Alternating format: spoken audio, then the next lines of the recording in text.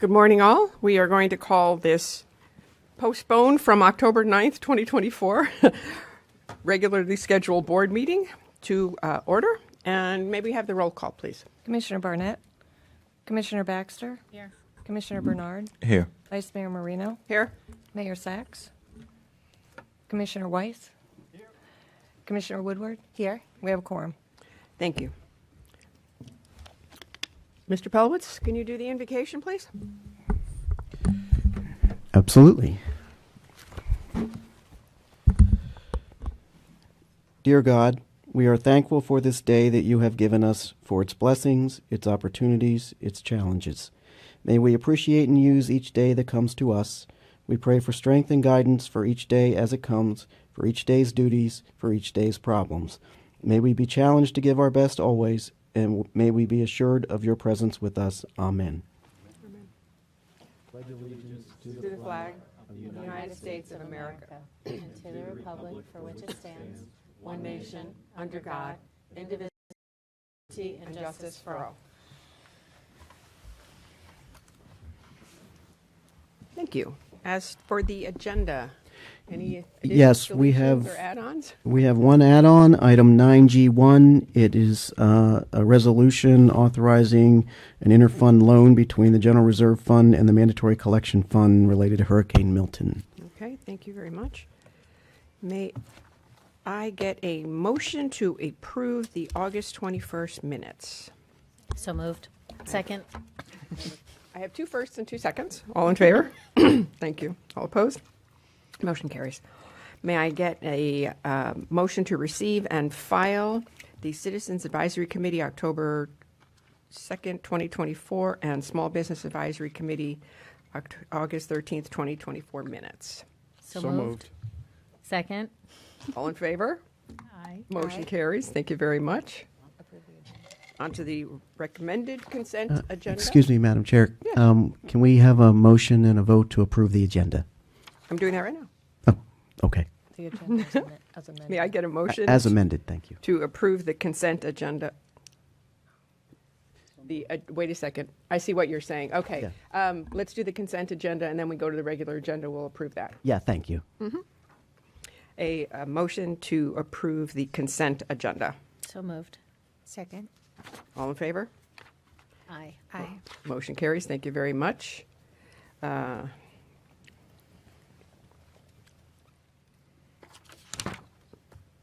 May I get a motion to approve the regular agenda as amended? So moved.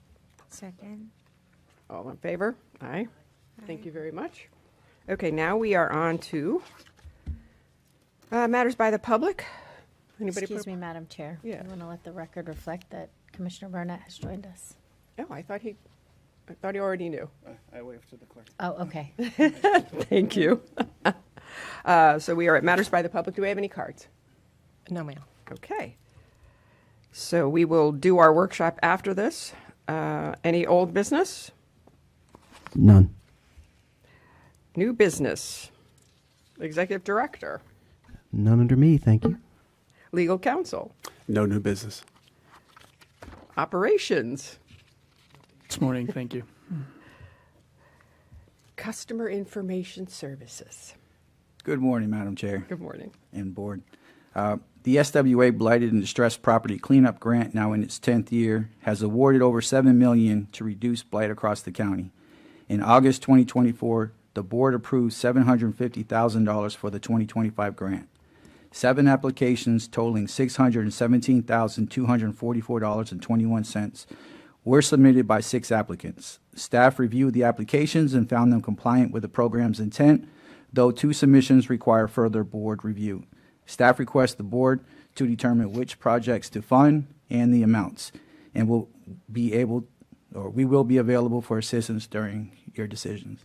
Okay, so we're going to have a discussion about item 9D. If you want to look in your books.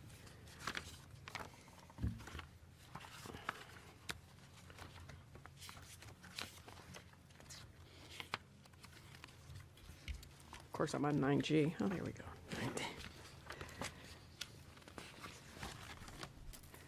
All righty, why don't we go first with the 2 that you feel need further discussion?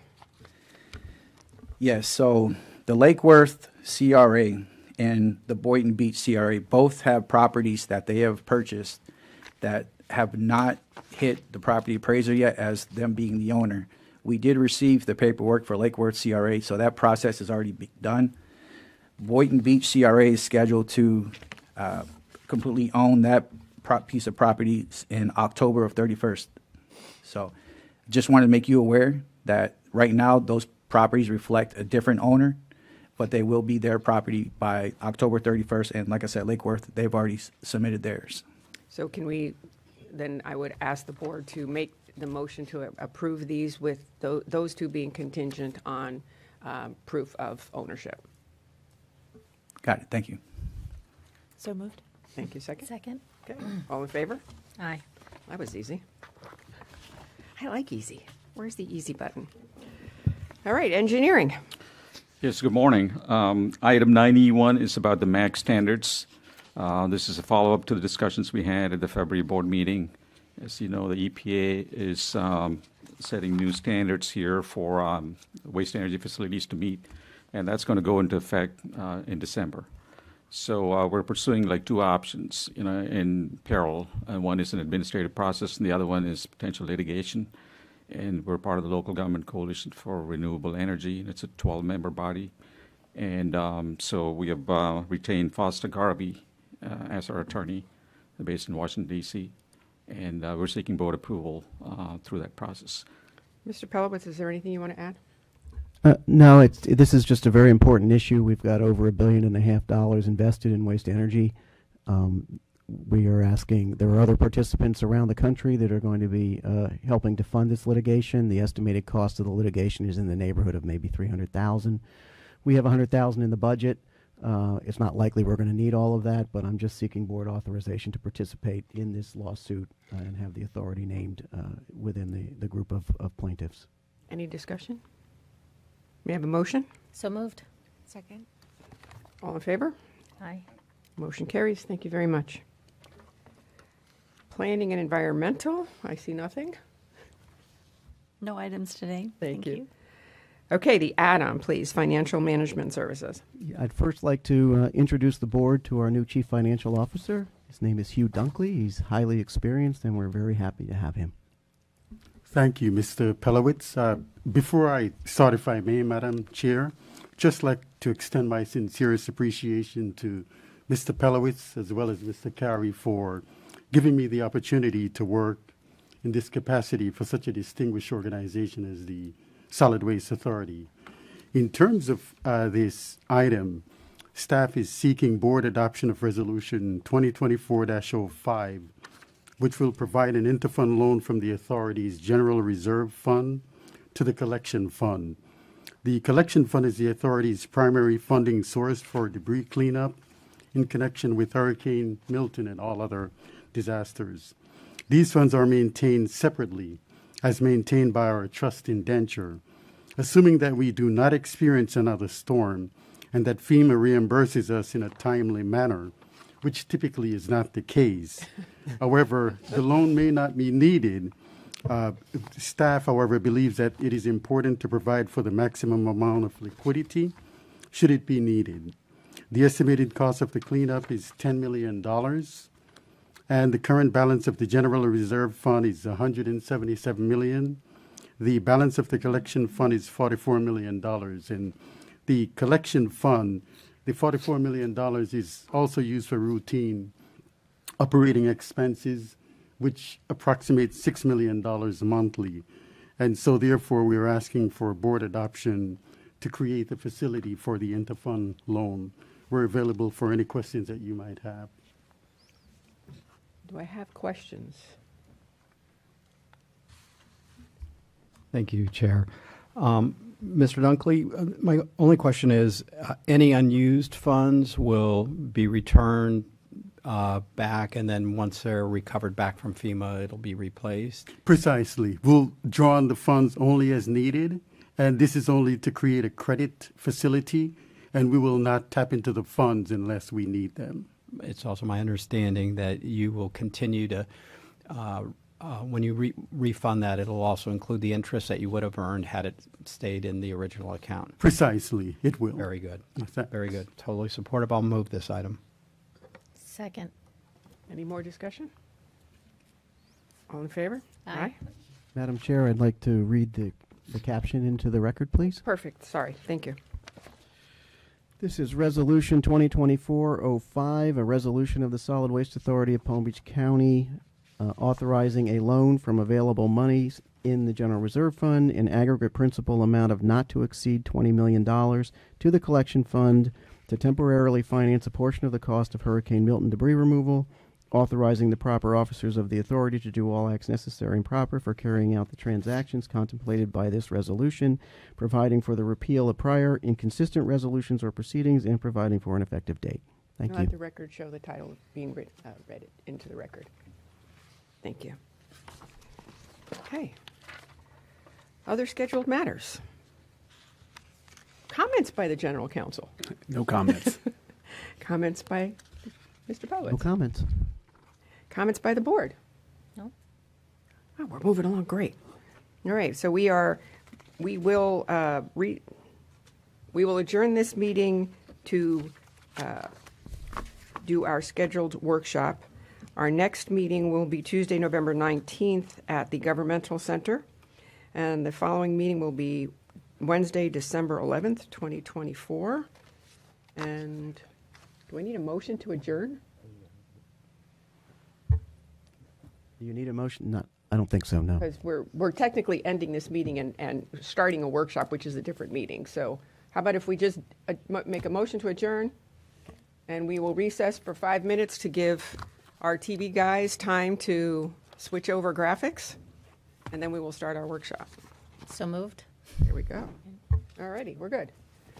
Okay, everybody can stretch, get up, do some exercises, calisthenics, whatever.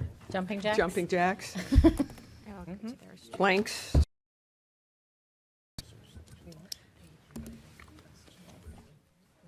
Yes. Yeah, I'm flying out on the You 20th. have to just look up and figure it out and then jot it down and move on.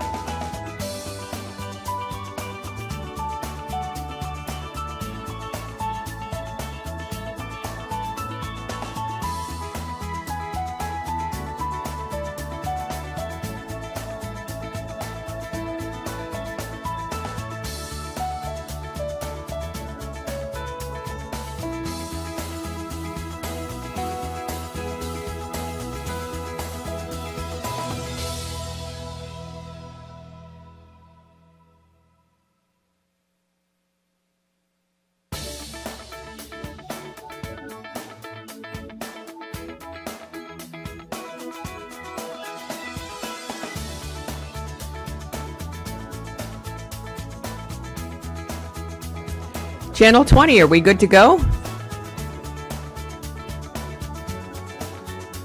We're good to go? Okay, could I have our board members back up here, please? Yeah, I want to, let's do business.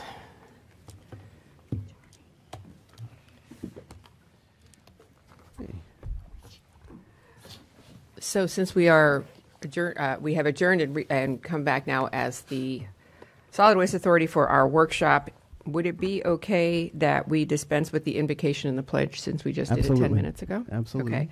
Okay. Do you need to do another roll call? For the record, yes. Okay. Commissioner Barnett. Here. Commissioner Baxter. Here. Commissioner Bernard. Vice Mayor Marino. Here. Mayor Sachs. Commissioner Weiss. Here. Commissioner Woodward. Here. We have a quorum. Okay, do we have proof of publication for the meeting? All righty. So we have two discussions up for today. Item A is the upcoming franchise collection bid process and service levels for the new contract going into effect on October 1st, 2026. That is correct. Take it away, Mr. Pelowitz. So I'm going to kick this off, and then I'm going to turn it over to Paul Gonsalves and Romana Carey to provide the presentation. The impetus for this is by August of next year, the board needs to approve the solicitation document going on the street.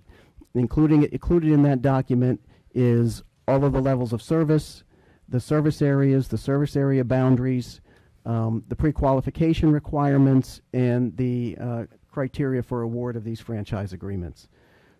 It seems early, but that could be a process, and obviously depending on, we're not looking for concrete direction at this point. You're not making any real decisions at this point, but we need to get some direction from you so that we can proceed to put ourselves in the position at a future board meeting to have that direction and to put these, to approve these contracts and these solicitation documents that are going to go on the street shortly after the August meeting of next year. So with that, I'm going to turn it over to Paul Gonsalves, and he's going to start with the presentation. And please let the record reflect that Commissioner Bernard was with us. Thank you. Good morning again, Madam Chair and Board. Next slide. So just want to give you a little brief history of the Solid Waste Authority. So we were established in 1975 by the Florida legislature as an independent special district funded primarily through the non-ad valorem assessment on the tax bill. In 1993, we did our first bid, and we had 10 service areas, and this was done to encourage more bids and increase competition, providing opportunities for smaller haulers, and these were 5-year contracts. From 1993 to 2013, the number of service areas fluctuated between 9 and 11, until 2013, where we combined it to 5 larger service areas and set a uniform commercial rate. Doing this saved the residents over $50 million through the life of the contract. Service Area 5, it's important to note, was the piggyback off the South Base contract. This was also a 5-year contract, and at the end of the contract in 2018, we extended for an additional year. And then in 2019, we increased the service areas to 6 service areas, which included the new Service Area 6. This Service Area 2 was split, which created the SMWBE service area, which we called Service Area 6. This was awarded through an RFP process. These contracts were 7-year contracts, and also following our disparity study, we incorporated the SWA's new EBO policy. Next slide. This is just a map of our current service areas and the haulers who provide service in those service areas.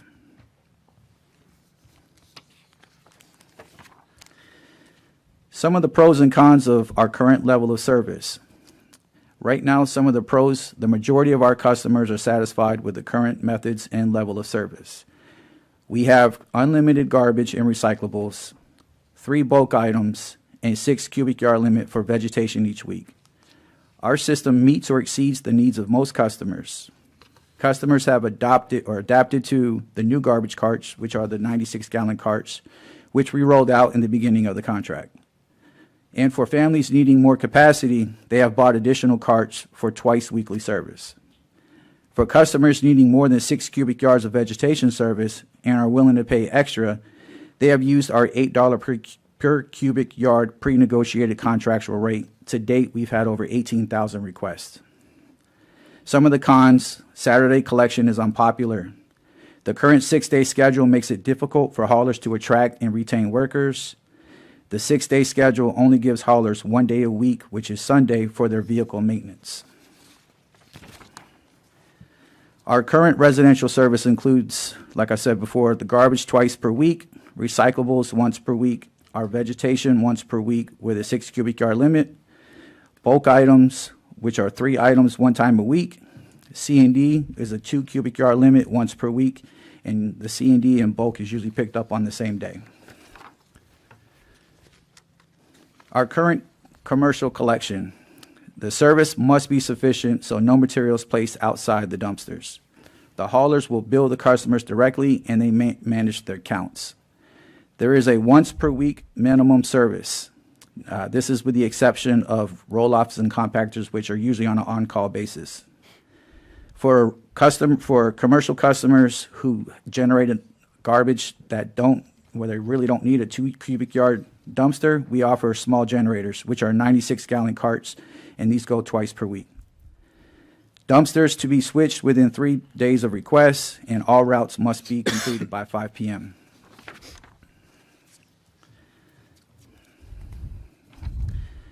Now, this slide demonstrates the comparison of rates when we reduce the service areas from 11 to 5 service areas and set the commercial rate in 2013, saving over $50 million through the life of the contract.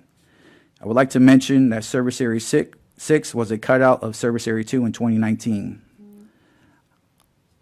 So I just want to interrupt here and just to show you kind of explain what this is depicting. Mm-hmm. If you start at the right, you're going to see what our current collection rates are.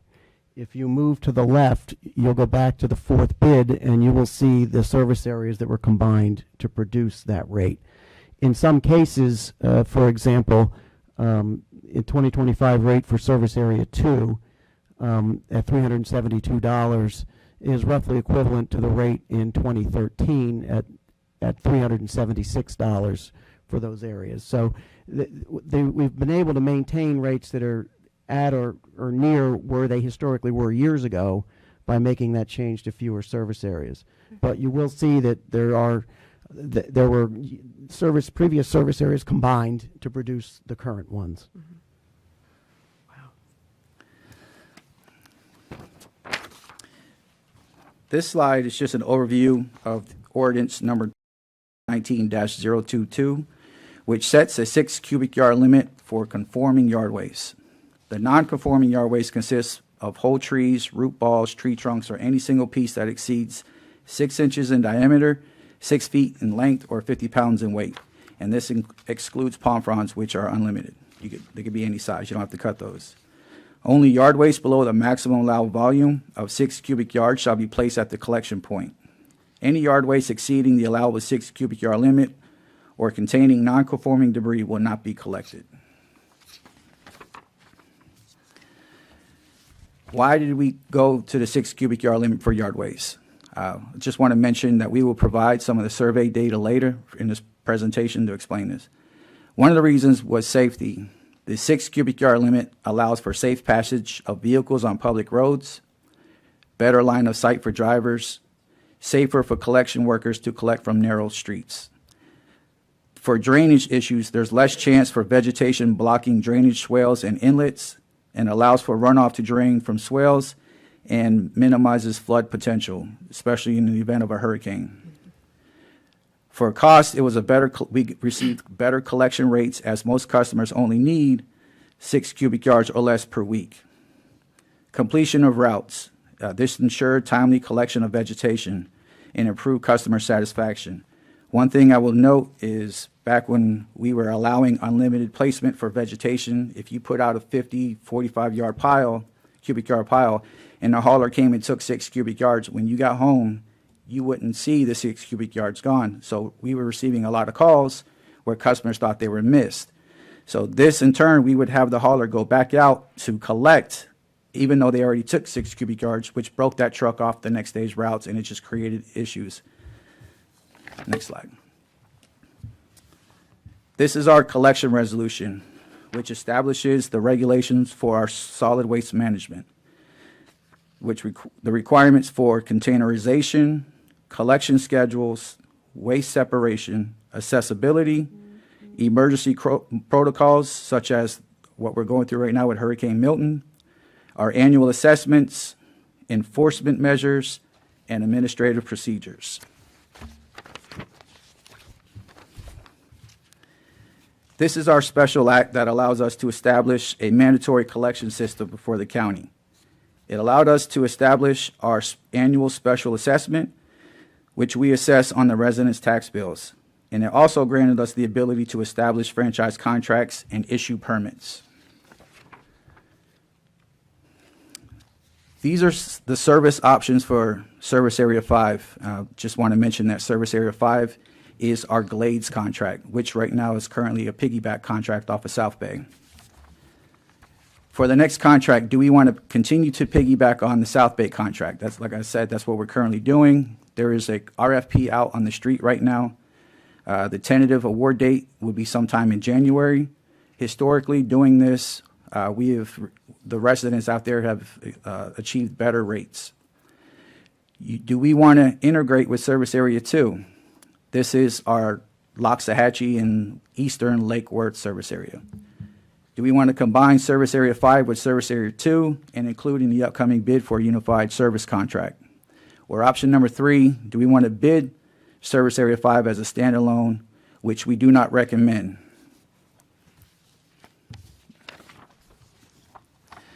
Right now, our current Service Area 6 requirements, I just would like to note that this was a carved-out area from Service Area 2 that we did to provide a set-aside for a minority or woman-owned prime.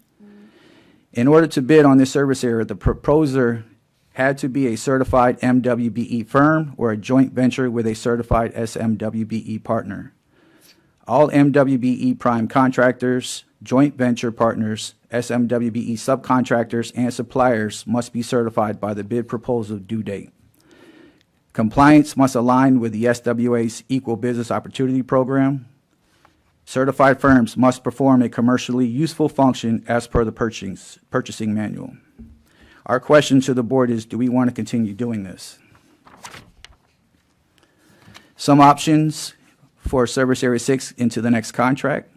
Do we want to maintain as an independent MWBE service area? Do we want to continue Service Area 6 as its own service area exclusively for MWBE firms? We would suggest remove the joint venture requirements and ask the board to review and establish eligibility criteria. Another option is integrate with Service Area 2. We would combine Service Area 6 with Service Area 2 to balance and potentially reduce high rates in Service Area 2. Please note that this was originally included in Service Area 2 in the previous contract. Or option 3, create a new combined service area, basically merging Service Area 6 with Service Area 2 East Lake Worth area to establish a new service area. These are some neighboring counties who reduced their service to once a week and their current rates that they're paying in comparison to our rates in the bottom right corner at twice a week. Yeah, just to pause here a little bit, just so you can look at the rates. The general trend around the state is collection rates are going up. We can likely expect that collection rates will go up again when we rebid these contracts. Some of these rates, if you look compared, St. Lucie at $446 a year, that's once a week, and that's more than any of our service areas. So Volusia County's, a little better, 288, we're kind of right around in the middle. Lee County's rates are also pretty high. So we do watch this, and that's one of the reasons why we mentioned the once a week in here service there is a potential to save a little bit of money. But we just wanted to give you an idea where rates are around the state right now. Since we sort of took a break a little bit, does anybody have any questions on what we've already gone over? You want to save them to the end of the presentation? Nope. Nobody's staying. Okay, I can wait. You can wait. Okay, What great. is, I guess, are we moving on from this discussion and then coming back to it? Yeah, what is we're going to next in the do is presentation? we're going through the first part of it, then we're going to present the survey data to give you an idea when we've sent the surveys out, what the 10,000 or so people who responded to it think, how that came out. And then we're going to revisit all these discussion points after that. And so there'll be an opportunity then to have a deliberation on all of these things. Thank you. I think we could wait. I've pulled my questions aside, so I think continue would be great. Next slide. Just some alternatives for consideration. Do we want to maintain twice per week garbage collection or change to once a week? Do we want to increase the yard waste limit or maintain our current 6 cubic yard limit? If we want options if we want for a higher level of service for yard waste, do we want to maintain $8 per cubic yard rate for the 6 cubic yard, which is our current system? Or do we want to create a subscription service through a hauler or something else the board would like to consider? And just to give you a little background, what a subscription service is, it's where a resident would pay the hauler a monthly fee for a set amount of yard waste. For instance, if it was 12 cubic yards, they would pay a monthly fee to the hauler, and then the hauler would keep track of that and collect from that customer. Just an option. To help decide on this, we sent out a survey to 193,000 of our unincorporated curbside customers. And the next few slides will go over their responses in detail. So with this, I will pass to Mr. Ramanakari. Thank you, Paul. Good morning again. So we sent 193,000 of these postcards throughout the county, unincorporated areas. And so we divided the county into 7 survey areas, and we received like 10,700 responses. That's about 5.6% response rate. So this is how the survey areas were broken down, basically starting at the county line on the north here. And this is North Lake, Forest Hill, Hypoluxo. So basically, survey area A is east of the turnpike between North Lake and the county line. And anything west of that is area B. The same thing here, east of Loxahatchee between Forest Hill and Hypoluxo is C, and the western areas is D. And if you go further down south, it's basically from Hypoluxo to Forest Hill, and east of Jog is area A, and to the west is, E, and to the west is F.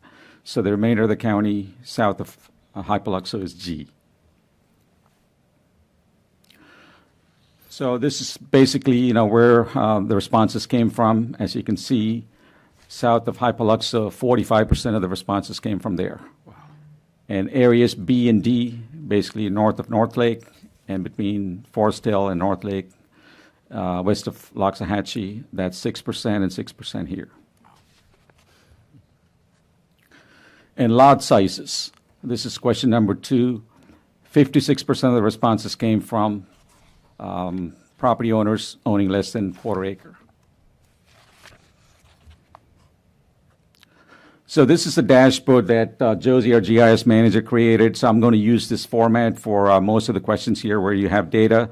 So basically, the top boxes that you see, this is mostly the smaller lots, areas A, C, E, F, and G. And at the bottom, you have areas B and D. They're slightly different. And most of the data sets, you would see a pattern here. So this is the first one here. As you can see, less than 1/4 acre is 51 here, 55 for area C, 69 for E, and 68 for F, and 77 for G. And when you look at the boxes here at the bottom, this is area B, this is area D, and I also have a subset here. Basically, this is area B greater than 1 acre, and area D greater than 1 acre. So, and most of the lots, like you see in these boxes, they're like between 1 and 5 acres. That's a majority of them. Just to that represents Jupiter Farms and the acreage Loxahatchee are B and D. Right.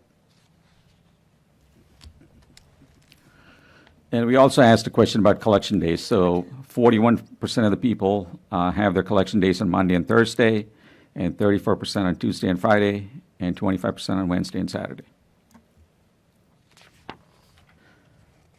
So this is about customer satisfaction. I'll just read the question, so you know exactly how it reads. This is question number 4, and the question was, how satisfied are you with your garbage collection service? Within parentheses, the automated cart.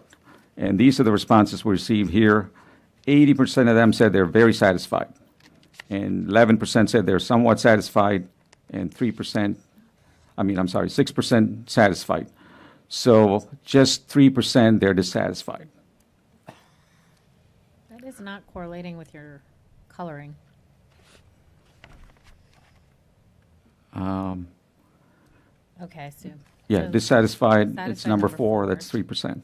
That's good. So this is the breakdown based on survey areas. You can see the pattern here. So let's say, for instance, area A, just 2% dissatisfied, 3.72 in area C, just about 3% in E, and it's pretty consistent across the board. And even in areas B and D, and you can see the dissatisfaction 4.1%, and area D, which is the acreage area, that's 10%. And when you go to the bigger lots within area B, again, it's 4%, consistent with this number here, and bigger lots in area D, again, the acreage area, that's about 10%. So we asked like a follow-up question, if they responded to question 4 as they're not satisfied with the collection service for garbage, what are their concerns? And these were the responses that we received here. So 51% said it's other. And people had concerns about the cart being too small or too large. And most of the people said, they want to provide their own can.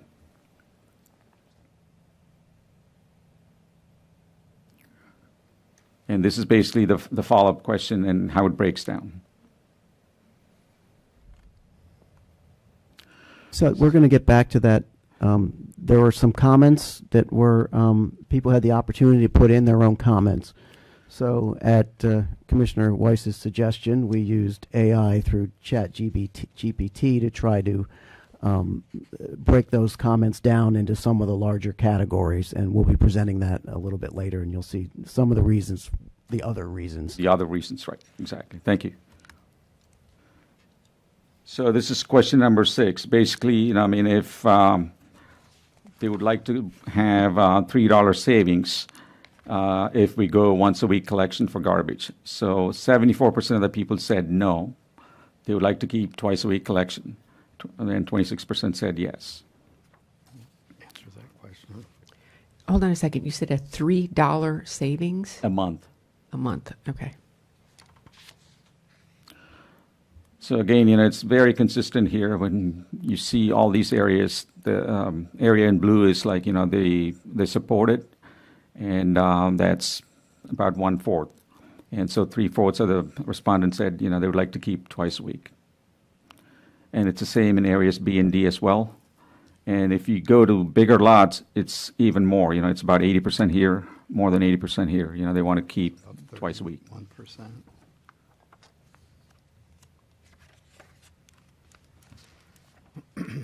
Okay, then we asked a follow-up question, question number 7.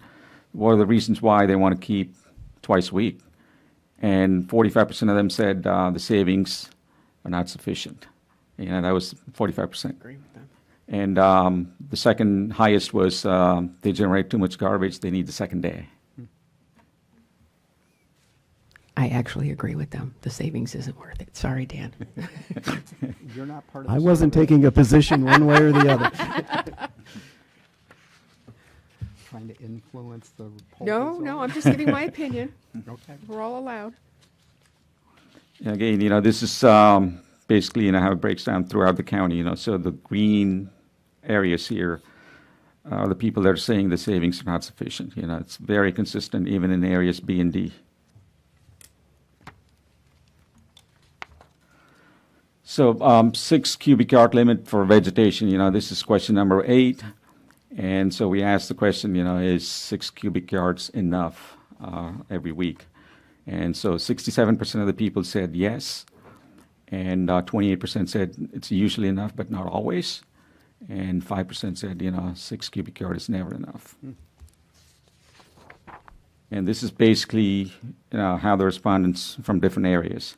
So area A, 68% said they're good with 6 cubic yards. But then there's 30% of the people said, they would like to have more.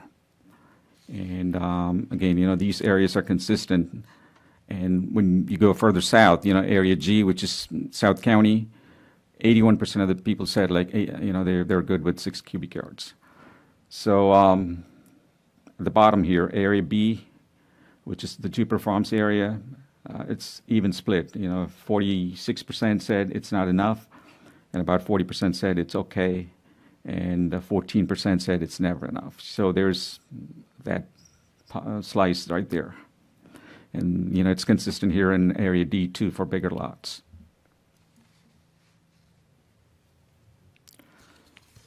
So again, in follow-up to questions 7 and 8, we asked them, are you willing to pay more for 12 cubic yards per week? And like you see, 93% of them said they don't want to pay more. And there's a thin sliver here, 7% said they're willing to pay $10 a month more for 12 cubic yards. And then it drops off from there. It's not a willingness to pay $20 or $30 a month, which is these two. And this is the different service area. Survey areas. Area A, it's 91%. They don't want to pay more. C, it's 92%. E is 95%. So, and you see a pattern here. The further south you go, on the east side, there's less willingness to pay. And this is area B. 83% said they don't want to pay more, and 15% are willing to pay $10 a month. And the same thing for area D. 85% they don't want to pay more. And it's the same pattern for the bigger lots too within area B and D.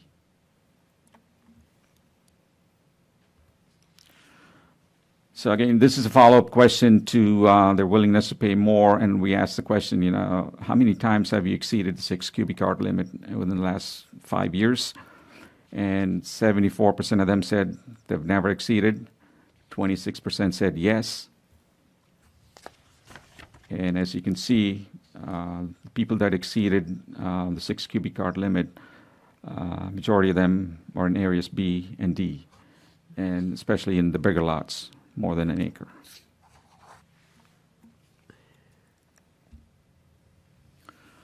So this is the frequency, how frequently do you exceed the 6 cubic yard limit? And 54% said it's once a year. And 37% said several times, frequently.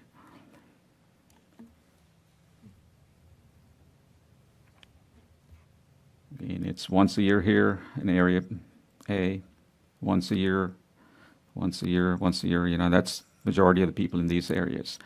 But when you get to areas B and D, it's once a year is 45%, pretty similar to area B here. But most of the time it's this right here, several times a year, once a month, frequently, so they're in the majority here.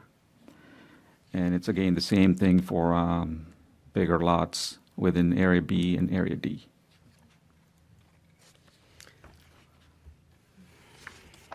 So the reasons why they exceed the 6 cubic yard limit.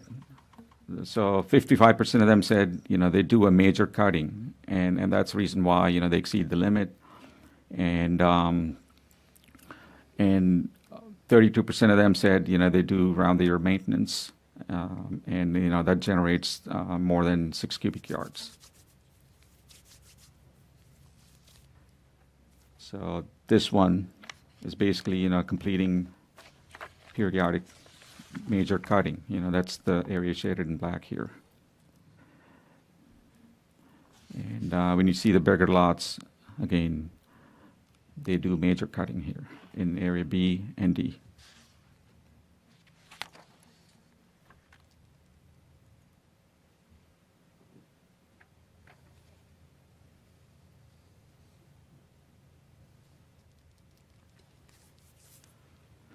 And this is a question about how do they manage their current debris. And so 39% of them said landscapers remove it. 38% of them said they do around-the-year maintenance, which is consistent with the previous response that we received. And 22% said, they do less frequent maintenance and put everything at the curb.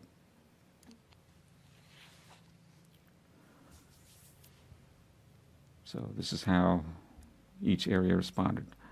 So as you can see, the light shade of green here, it's around-the-year maintenance, and they put the debris at the curb. And when you get to areas B and D, Not have any time. that slice of the pie is even bigger. They must not have any time. They're spending all their weekends cleaning up their yards. I don't get that. So as the board knows, like we have a $8 per cubic yard rate for any pile that's exceeding 6 cubic yards. So we asked the question, how many of them use the current rate? And 95% of them said they don't. Just 5% said yes. And the people that use the rate most, they're in areas B and D, but even there, it's less than 9% here, less than 10% here. So 90% of the people, or greater than 90% here in these areas, they don't use those rates. And again, this is willingness to pay more for the additional vegetation. 96% said no, 4% said yes. And the key here is the question, I'm going to read the question here that we sent them. Question 16 reads, would you prefer to pay a higher monthly rate for the ability to put more vegetation at the curb every week, or pay a lower monthly rate and pay an additional service charge only when you need a higher level of service? So, and they want to pay a lower base fee, and then, anything more, so, and Paul presented those options, so it's either a subscription service or they can use the $8 per cubic yard. So this is the other survey comments that we looked at in one of the previous slides, and we received like 3,500 other comments. And and obviously, it'll be impossible to go over and consolidate everything. So we used ChatGPT and consolidated everything. So I've grouped them into like two buckets.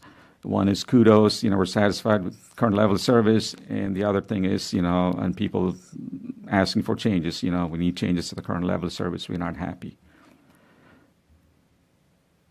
So these are the comments that we received from customers that are satisfied.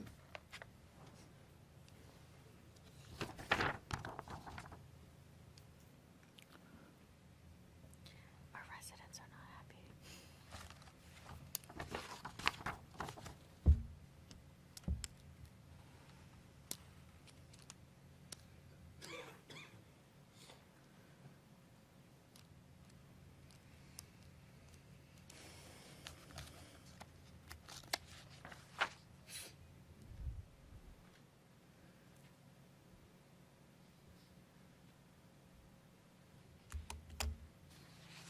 Interesting.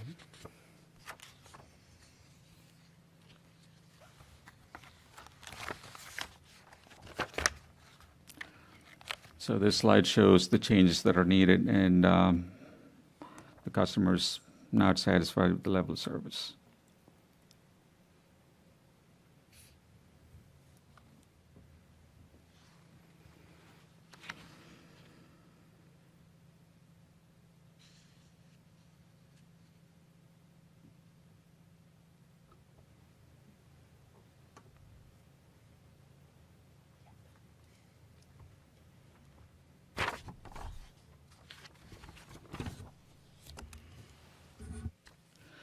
So the takeaways here, and obviously, more than 90% of the people, they don't want to pay more for additional level of service. And most of the residents are happy with the current level of service. And as you saw, the 6 cubic yard vegetation had a lot of negative comments, and they wanted an increased level of service, but they don't want to pay more for that additional level of service. And in the $8 per cubic yard, 90% of the people, or more than 90% in the eastern areas, they're not aware of that, and so they didn't take advantage of that. and also a majority of the residents like twice a week collection for garbage. And missed collection routes were mentioned by quite a few residents out west. And I don't know if it's related to, because it's in the other comments, they didn't specify, whether it was garbage or vegetation. If it's vegetation, it could be a non-conforming pile. So, it was not clear, why, they added that in there. Because, we have a pretty good customer service tracking system. And Paul, correct me if I'm wrong, it's more than 99% customer satisfaction, right? Between 97 and 99, yes. Okay. So, they typically, the customers call in and it gets resolved, pretty quick. And the size of garbage carts also generated a lot of comments. And again, some of them, they want a bigger cart, smaller one, they can bring in their own. Once it's automated, you have to be consistent, so, and those were some of the comments. And the last one I have is, people always, kind of conflate the assessment rate with the taxes. They always say, I pay more in taxes and I expect better level of service. And with that, I turn it over to Paul. So if we were to go to once a week garbage collection, these are just some of the pros and cons associated with that. Some of the pros would be no Saturday collection and better working conditions for the hauler's employees. There would be less truck traffic in communities. We would potentially have lower prices in comparison to 2 times per week service, potentially increase recycling participation by diverting recyclable materials from garbage to recycling bins. That data was given to us from some of the neighboring counties who've gone to once a week service where their recycling rates have increased.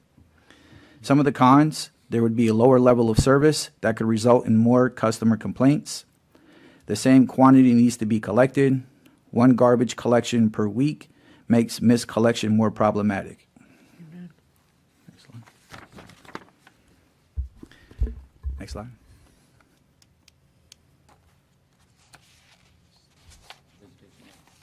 Oh. These are some of the pros and cons of the increased vegetation limit. So increasing the level of service that may help residents with larger size, that's a pro. Also, potentially fewer complaints. More people would get more service, they would be happier. Some of the cons, 12 cubic yards will lead to increased collection costs, potentially 35 to 40% increase. Fewer haulers may be interested in bidding, resulting in lower competition. The majority of customers will pay more for the level of service they may not need or utilize. Changing vegetation service levels undermines 15 years of customer education. I'll just make a note, even the previous contracts, it's always been 6 cubic yard limit, even though we allow them to put out more. The current ordinance could need to be revised to include the new vegetation limit. Next slide. Some factors to consider for increasing the vegetation limit. Do we want to do it county-wide, or do you want to make it service area dependent? This could require a change to the service area boundaries. This could result in a significant rate increase. Do you want to make it lot size dependent? This could require a new generation study. This could result in a significant rate increase for some residents. Would you like a subscription or included in your base bid? Would you like to pay as you go, which is our current system, where you can request an $8 per cubic yard estimate for your material? And this could also require amending the ordinance. So in 2019, the town of Loxahatchee Groves negotiated a collection service rate of $37.50 per month for 6 cubic yards, while proposals ranged for $37.60 to $62.40 per month. This rate was higher than the $25.83 per month cost for similar curbside collection services in our Loxahatchee Service Area 2 service area. Now, I just want to bring your attention to, there were 2 RFPs for both 6 cubic yards and 12 cubic yards. And these are some of the numbers that were reflected in that bid process. To summarize, our SWA system is intended to provide a base level of reliable, high-quality service at the lowest possible price that is adequate for most residents.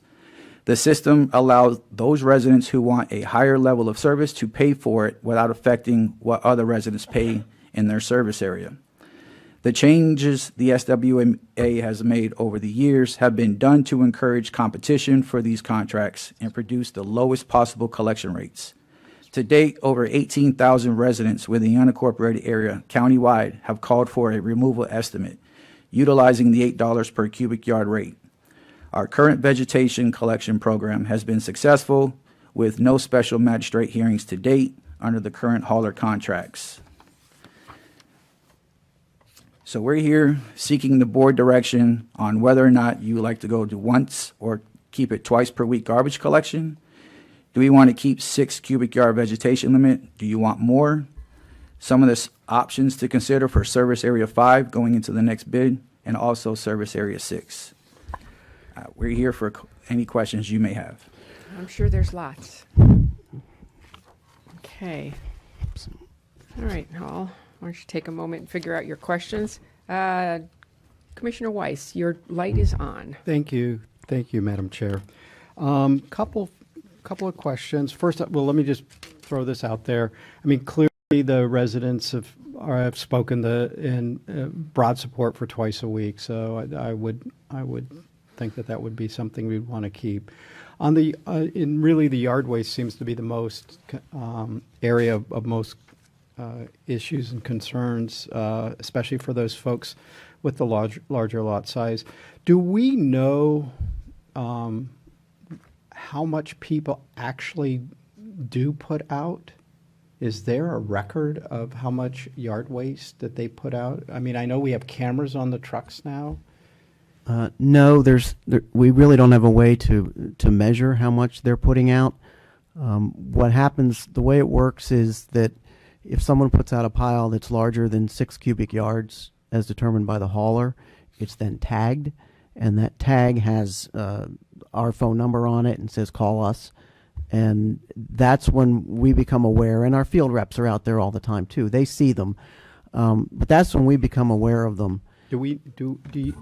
So do you get a notification every time they tag a pile? No. I would think that might, and I know we've got some time, maybe finding a way to collect that data so that you Madam know Chair, how if I often may. that actually really occurs. Because what we know is people sometimes forget. They forget things or they misremember things. And because that goes to another question I have on page 23 of your slides. Does that actually match real life in what we actually know? Are people remembering this correctly? Okay, I'm going to, Meaning, did they get their collection days right? Commissioner Baxter wants to weigh in, so I will, Only because I live there. So when everything first changed back to 6 cubic yards, and when I originally moved to the acreage, we were allowed to put out 6 cubic yard piles. And if we exceeded that amount, the next week they would come and pick it up. Well, when that stopped being allowed, and if you put out anything more than 6 cubic yards, they wouldn't take anything. People started burning it in their backyard. Safe or not, like it or not, that's what they did. So they've adjusted. So you wouldn't be able to, in my opinion, get very accurate data on what is actually put out to the road or new. And it's been in place for quite a while now. So people have adjusted. I understand, but I think it's important to get whatever data we can get. I understand that, and that it's not going to be the whole picture, but at least it'll give us something of how often this actually is happening. I'm sure it's going to be much, as what you're saying, it'll make it less accurate out in that area. But I think in the rest of the part of the county, people would probably be freaking out if fires were going off in people's backyards. So more likely that they actually put it out on the street, and we'll find out. Yes, I'm only specifically talking about larger lots. Right. But I'm going back to my question on page 23. So does this match up? Did people actually get their days right when they responded to that? Oh, I believe so. I think what you might be looking at is the fact that the Wednesday, Saturday is so low compared to everything else. So we have, due to the large population of Orthodox Jewish community in South County, this has been an issue for for 30 years. And so we don't allow the haulers who bid on the contracts in South County service areas 3 and 4 to put anybody else on Wednesday, Saturday. So that's why this is unbalanced, because we've stopped allowing Wednesday, Saturday in South County. Just in general, as Paul spoke to, Saturday is not popular. I have Saturday. I'm okay with it. A lot of people hate it. I'm going to interrupt for 1 second. Yes. So what if there's been discussion about doing Monday, Thursday, Tuesday, Friday, no Saturday, bulk pickup Wednesday? Is that something that has been part of the discussion, or would it be? And I mean, it would be contracts that we're getting from the haulers themselves are going to start to go up with the Saturday, and not, as the earlier slide said, they only have 1 day a week to work on trucks. So that doesn't seem to be an option in here. So I was just Well, the throwing that main out reason there, it's too. not is because it would affect the hauler's ability to the utilization on the hauler's equipment. So they would have to have more equipment and more manpower in order to pick up everything in 4 days that they're currently doing in 6 days. And that means they're going to have idle equipment that's sitting around on Saturday that they're not using. That'll put upward pressure on prices. The other side of that is that would generally mean that all of the vegetation would likely be picked up on Wednesday.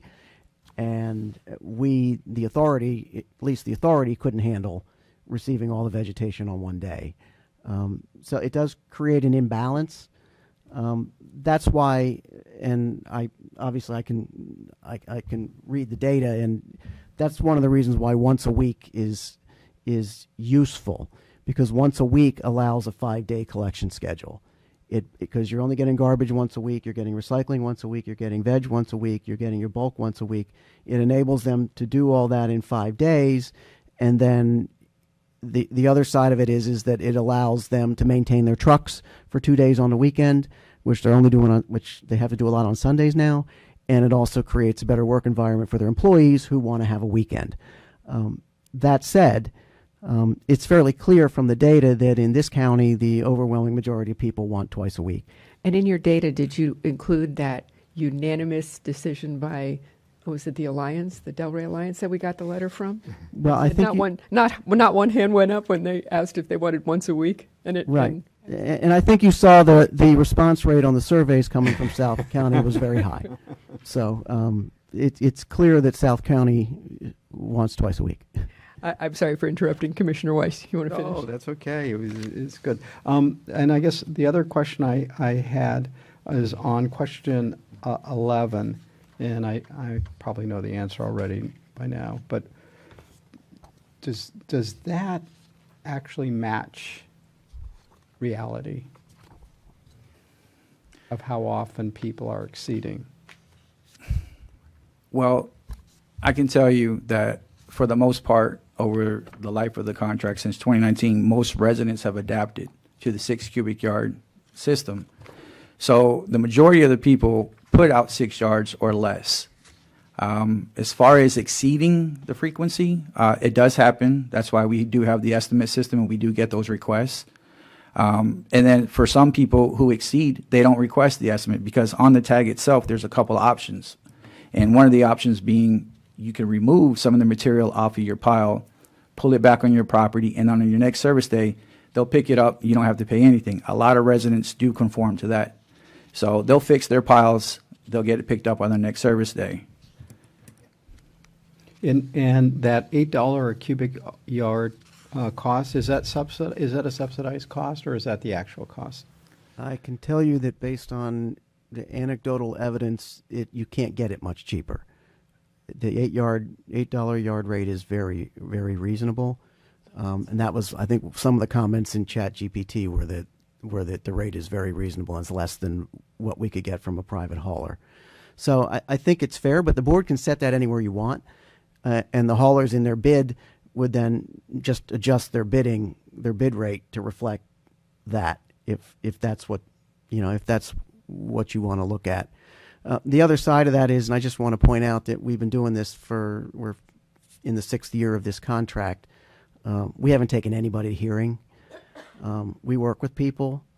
If it's over, if it's a one-time thing, and we use it as an opportunity to educate, and usually we'll pick it up. Most people are working with it. And the other thing I want to point out is just the basics. We assess in our disposal assessment for 0.85 tons per year per single-family home. That assessment amounts to about $29.75 a year for vegetation collection. We allow up to 6 cubic yards at the curb every week. So you have the ability under the current system to obtain 50 times the service you're actually paying for, being assessed for, at 6 yards a week. It is subsidized by other areas of the county because we are assessing everyone. Every single family home in the county is assessed at 0.85 tons per year.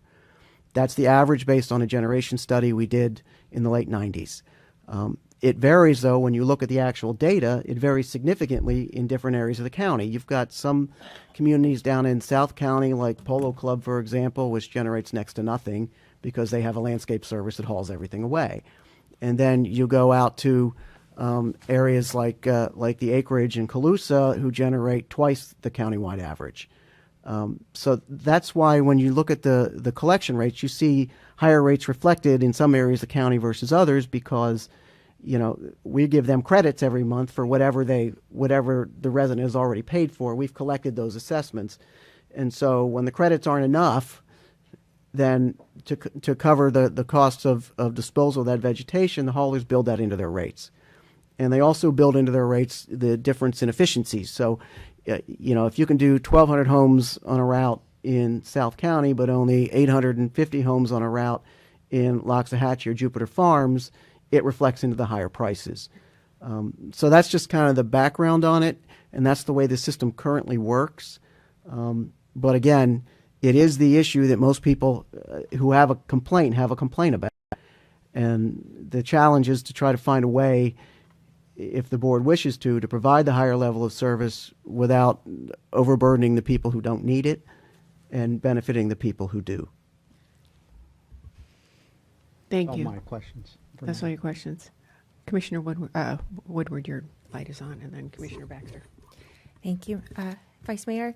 Going to go out of my original order, just because I'm curious why we did the survey in the breakdown the way we did, because it doesn't match any of our service areas. And because it looks like B and D seem to be the areas that have the most dissatisfied customers and different concerns that a lot of the other areas don't, but it covers 1, 2, and 5 in the service areas. So in order for us to kind of get a better grasp on the contract, how we would move forward, and how do we overlay these two so that we actually know which contracts we're discussing? Okay, so just briefly, that Hypoluxo road line, so below that is service areas 3 and 4. Yes. So they're all encompassed in that area that's currently serviced by FCC. The area D and this area E, the D and the E are roughly aligned with what service area 2 is because it's broken into 2 pieces. So service area 2 used to include service area 6, which connected the acreage Loxahatchee area with the Lake Worth corridor area that's in the unincorporated area of Lake Worth. So we were trying to differentiate, to basically create a way of identifying the areas that are larger lots, more rural, and that's what B was designed. We cut it at the turnpike in order to allow you to see that. And D was the same thing, is we wanted to separate the areas, the large lots, acreage areas, so that we could isolate their responses and see, they're not exactly aligned, but they do roughly align with the current service areas. But again, we can. So I guess some of my part of my question then would be, would we be better to have a service area with a contractor who's going to focus on the large lots? And if we're going to have to make any changes for, 6 cubic yards or larger. I mean, that way we would be dealing with a single contractor who would be dealing with large lot homes versus mixing them with, gated, or not gated, but, closer knit communities or urban areas. So just some background. When we went to the 5 service areas, we intentionally combined western areas with eastern areas in order to try to lower the rates in the west, average out those rates. So what we took, there was a time in previous bids where the Loxahatchee acreage area was a standalone. It was by itself, and the rates were much, much higher. And similarly with service area, with the western area of Service Area 1, which is Jupiter Farms. There was a time in the past where Jupiter Farms and the acreage were combined into one. And their rates are I would tell you now, if you isolate those areas, their rates are going to be significantly higher than they are today. But the challenge is if you want to target higher service levels to specific areas of the county, you almost have to readjust those service area boundaries, or else you're going to have people in the eastern service areas who may not need more than 6 cubic yards, and they'll end up paying the same rates as if they do. And now the hauler will balance that out, and the rate you're going to get is going to be they're going to take into consideration all of the units and blend them together. And so, yeah, the eastern areas will subsidize down those rates. So that's the challenge. Is if they're dissatisfied with the level of service that the lower rate is providing, and before whatever these changes were made, they were able to do significantly larger piles that could be picked up. And yes, they were paying more, but they were receiving more and weren't having to burn trash in their backyards or be assessed higher amounts. I guess that's my question on, where, yes, we would like to lower the rates, but if we've lowered the rates to the point where they're not happy with the service that they're getting, they don't feel it's enough for what they need for their large lots. I mean, we need to balance that in some way. Yeah, not necessarily charging people who were never going to generate that much garbage or vegetative waste, but if they're saying they're dissatisfied, I think that it is something that we should discuss. And if, I know no one wants to pay more, but if they are generating this vegetative waste and they want it picked up, and they were doing this before, and in an effort to lower the price, we also lowered the service, and now we have high levels of dissatisfaction, over 10%. I think that that's significant. So that the twice a week, I agree with you on that. I think that everyone spoke loud and clear. They do want twice a week service, but I would like to hear from my fellow commissioners who actually have these areas. I have none of these large lots, but it does seem that in an effort to lower the price, we lowered the service that they would prefer. Yes, and we did, just to clarify, prior to this contract, they could put out as big a pile as they wanted, but the hauler would only take 6 cubic yards each week. And those piles would sit, and they'd sit a long time. And that was one of the biggest complaints we got. It was not from the person that put it out. It was from all the neighbors who were tired of looking at the pile. And so that's why that was the impetus really to go to the hard 6-yard limit at the curb. So we never took more than 6 yards? We did not take more than 6 yards. Okay. So, but that said, we do see and we do understand, because we experience it every day, is the vegetation in these western areas is a problem. Mm-hmm. And there are people who want more service. And so the question we have for you, acknowledging that, is what ideas does the board have to provide that higher level of service? And do you want it targeted through a subscription where we can put a price in the bid package that say it's $10 a month, and for $10 a month more, they pay it directly to the hauler, and the hauler will pick up whatever they want, or up to 12 yards? Do you want to do it like the 8 cubic yard limit we have, or do you just want to bid it that way? And the prices will be what they are, and the hauler's going to have to figure out what that is. But what I will recommend against is anything that's unlimited, because the haulers can't bid on an unknown. And if they do, they'll either not bid at all or they'll price it, and no one's going to like the price. So that's kind of why this is on here. I recognize it's an issue. There's no easy answer to this because we've been doing this for 30 years and there's never been an easy answer to it. But we really need your input, and obviously, our objective here is to provide the public with the service they want and are willing to pay for. And if they want something different than we're providing and they're willing to pay for it, our job is to provide them what they want. So at least that's my opinion. So Thank you. Commissioner Baxter and then Commissioner Bernard. Thank you, Madam Chair. Have we priced what it would be if everyone in the county was allowed 12 cubic yards? we haven't. Do you have any rough estimates? What that would do to the pricing? Well, I mean, I think People don't use it. I think in South County, it's not going to matter because they're allowed 6 cubic yards now, and they're way under the credits, so they're utilizing far less of the service than they could. So they're being assessed for 0.85 tons per year per unit, and they're generating significantly less than that. In the other areas of the county, like out in Loxahatchee and the acreage, they're exhausting credits early, and so the haulers end up having to pay tipping fees because they've exceeded the credits, and they price all that into their contract. So my guess is if you went to 12 cubic yards in South County, south of Hypoluxo Road, it probably isn't going to make that much of a difference because they know that hardly anybody's going to put that out. But in the acreage in Jupiter Farms, if you went to 12 yards, you would have. I think you could have a significant impact. I think $10 a month is probably a fair estimate for what it would cost. But obviously, I'd have to ask the haulers to give us an estimate and price that. And since they're all going to be bidding on it, I'm not sure many of them would want to give me that price. But we have some of them in the audience out here, and if I'm saying anything wrong, they can nod their head or shake their head or Raise So- a hand. Everybody's Wave shaking at their us. heads out there, so you must got it right. My next question, I guess state one statement, I am in agreement. I do think 2 times a week. I mean, a lot of people really want twice a week. It seems countywide for sure.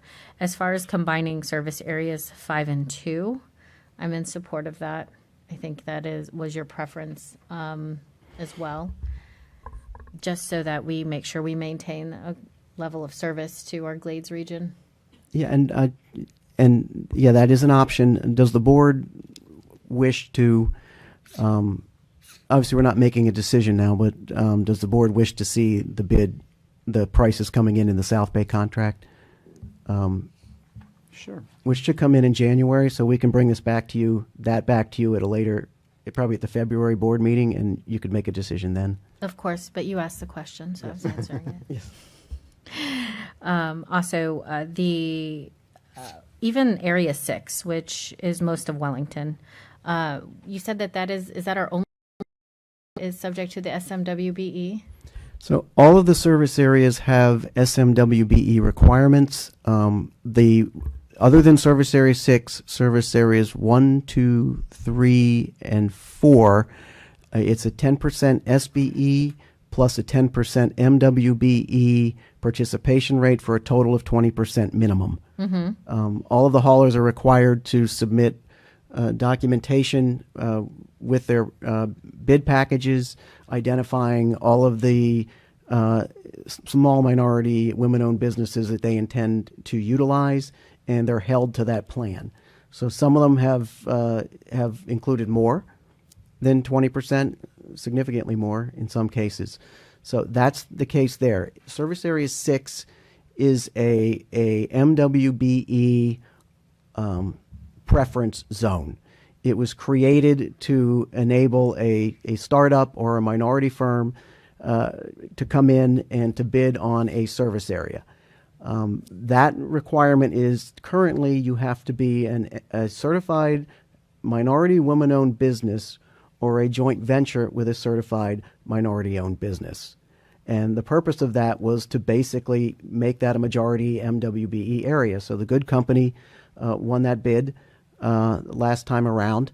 And so just as frame of reference, they do excellent work and they've done an excellent job. my recommendation as the executive director and the one who's responsible for this program would be to maintain that area as an MWBE area. However, the joint venture aspect of it became a problem. Right. And they were in court, the joint venture partners were in court for 3 years. And the problem with the joint venture is that, at least for us, is somebody has to be in charge.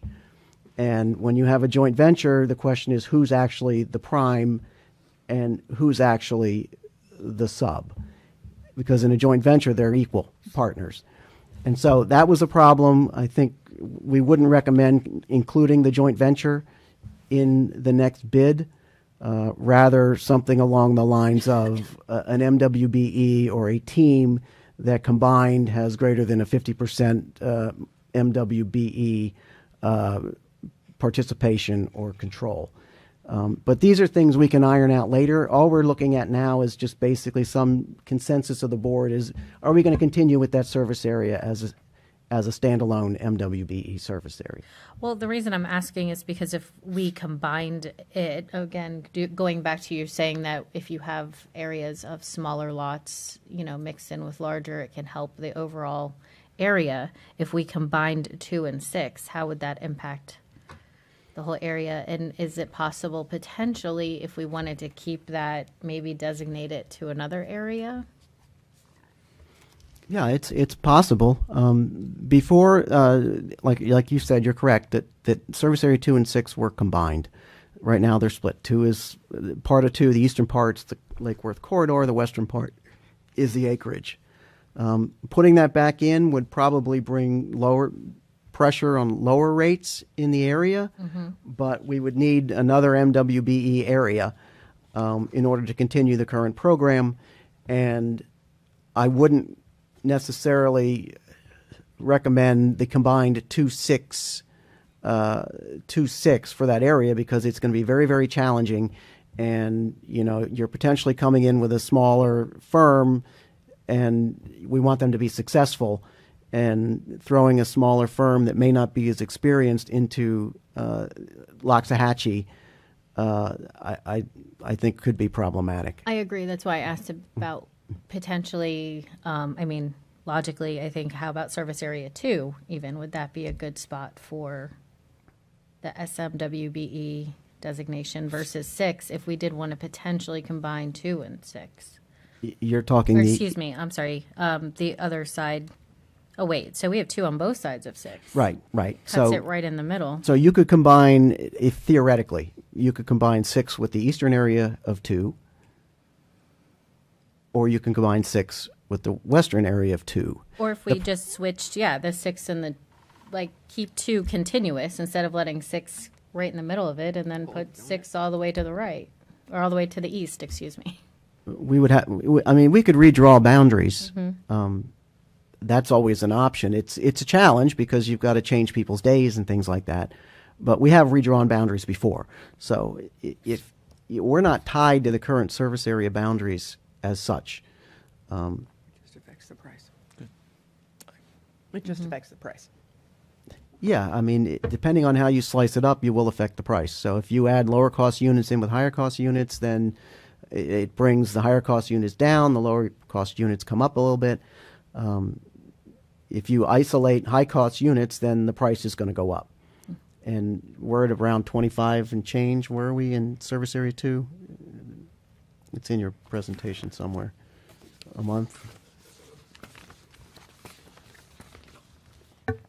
Loxahatchee Groves is at 35, or was. It's probably page adjusted. 55.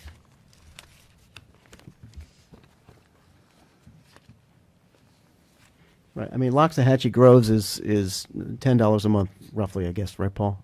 Yes. $10 a month more than the acreage.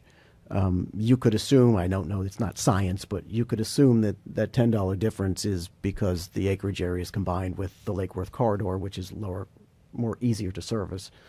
So you could argue that that's part of that benefit, is the reason why the price is that much lower. Because Loxahatchee Groves is similar. It's similar to acreage. It's just it's a pure large lot rural type. Well, yeah, of they have fit. 5-acre lots. Yeah. as opposed to, they do not have too many 1.25 acre lots. So they would even need more vegetation, and so they're paying more, need way more. I'm leaving that one alone. So if you could bring back in January when we're doing this, maybe some different data, that could be very useful. What does it look like if we combine areas 5 and 2 or 5, 2 and 6? Or is there a potential area that could be better suited for the SMWBE to try to help with the vegetation but not increase the cost astronomically? Just kind of work some of it and bring us back some information on how that would look, and actually get some numbers regarding the 12 cubic yards for acreage Loxahatchee. And I don't want to speak for Vice Mayor Marino and Jupiter Farms, to try to really bring down that 10% dissatisfaction number. I mean, and we're still well under what another town is paying that needs much more. Right. So we can come back to you probably, I guess, at the February board meeting after the bid comes out for the Glades for South Bay's bid with some of this other information, and we can continue the discussion on the vegetation limit at a future meeting, if that's helpful. That would be amazing. I think that for my questions, that was it for my questions. Have I answered all your questions for us? The 2 times a week, I think we agree on. Yep. I think so. Yeah, I think so. Okay. Thank you, Dan. Commissioner Bernard. Thank you very much, Madam Chair. Just a couple of things that the twice a week, the resident has spoken, and, I support the twice a week. To me, it seems like, the yard waste in service area B and D, which is mostly in Commissioner Baxter's district, I just think that, and Vice Mayor Marino, I just think that we just got to figure out a way to me, using technology to, like if you're supposed to get 6 cubic yards per week, and there are 52 weeks a year, there's an amount of cubic yards that you're probably expecting to collect. I think that's like, 312 cubic yards per year for those areas. And we just got to find a way to use technology to, if the person puts 10 cubic yards, then, you pick up the 10 and you find a way to use technology to account for how many cubic yards they use for the year. And I don't know what I'm saying, but I just think that there are ways that we could still get some of those residents to pick up their yards or whatever they've put outside, and for the hauler to account for it for that total amount that they're supposed to collect per year, and work it out some way that would, where we don't have to increase we can keep the 60 cubic yards and still allow those residents to put as much as possible, and for it to be accountable. And if they want to be billed somehow, some way, we could figure out something. That's my thoughts on that. In regards to the service area 6, I support, staff's recommendation in terms of removing the joint venture. And, I also would support looking at a different boundary that you believe that staff can work on that would, reduce some pressure from service area 2. And, I'm looking at service area 3 and 4. I just think that there's still possibility, including some of the boundary into service area 3 and 4, because I think that you could still get the same pricing, and also to be able to assist service area 2 to reducing some of the costs if you're able to put some of those into service area 3 and 4. But I know staff is great in terms of creating the best boundary that you believe that would achieve giving service area 2 some reprieve. So that's what I would love to see. And in regards to Service Area 5 that Commissioner Baxter had mentioned, I support you, but I do believe that we should wait to get the piggyback contract from South Bay, so in that way that would allow us to make the best decision for the future. Those are my thoughts. Thank you. All right, so Commissioner Weiss, I think you're next. Thank you. Just to go on the record with some of these other items, because I did mention the twice a week. The joint venture, removing the joint venture, I totally support. I think, I believe in consumer choice. I don't know how, I like this idea of the subscription service very much, where people, are responsible. And I understand, people's frustration. If 6 cubic yards weekly is not enough for them, but it's not fair to the other folks who that is enough. We already have these areas set up so that the smaller homes are subsidizing the larger. I'm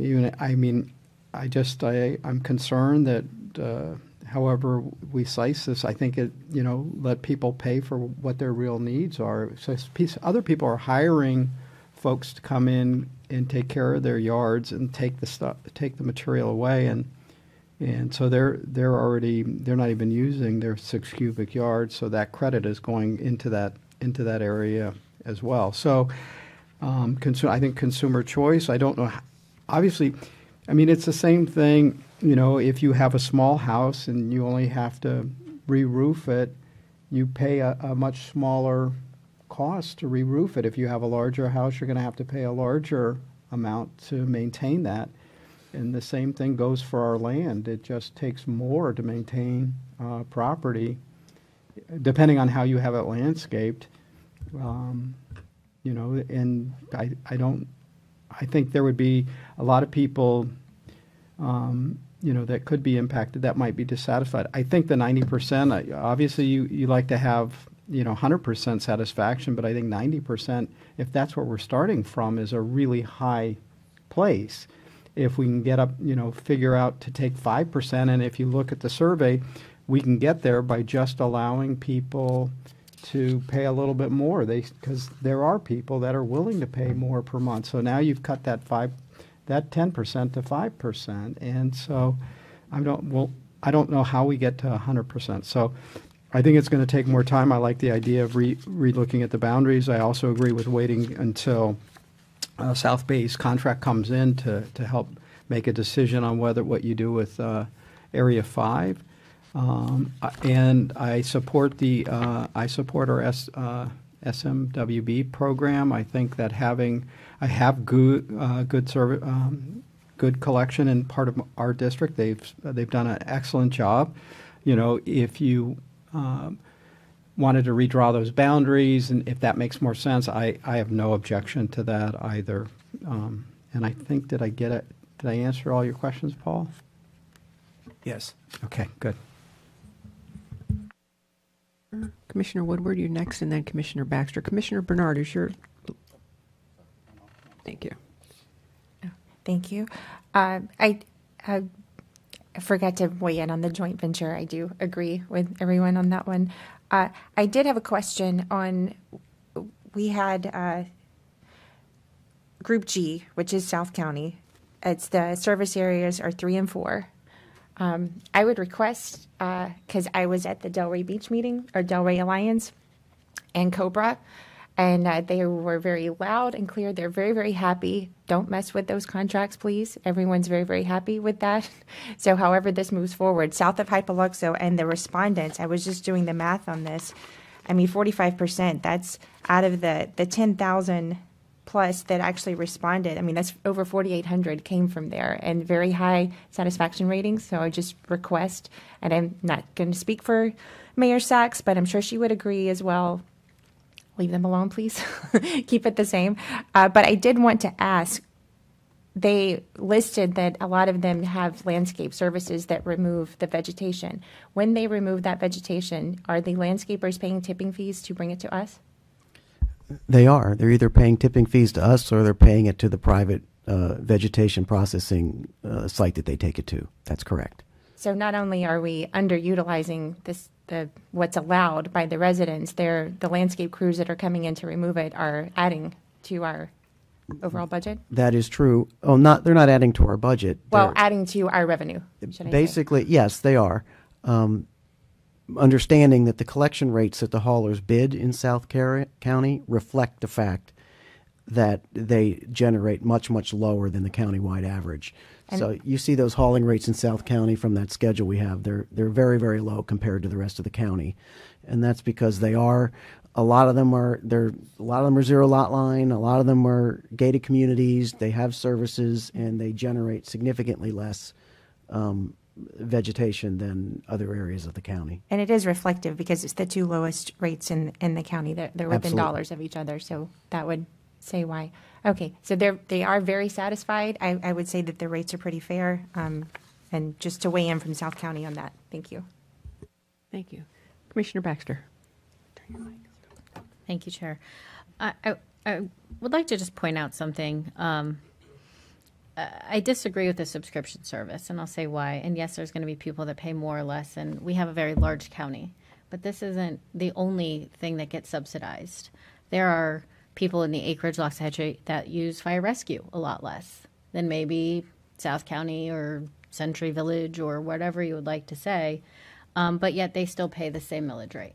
So, I mean, there's all kinds of different things of why we set them for a county-wide, not just based on this one particular. I mean, I'll also say people pay school tax for children they don't have.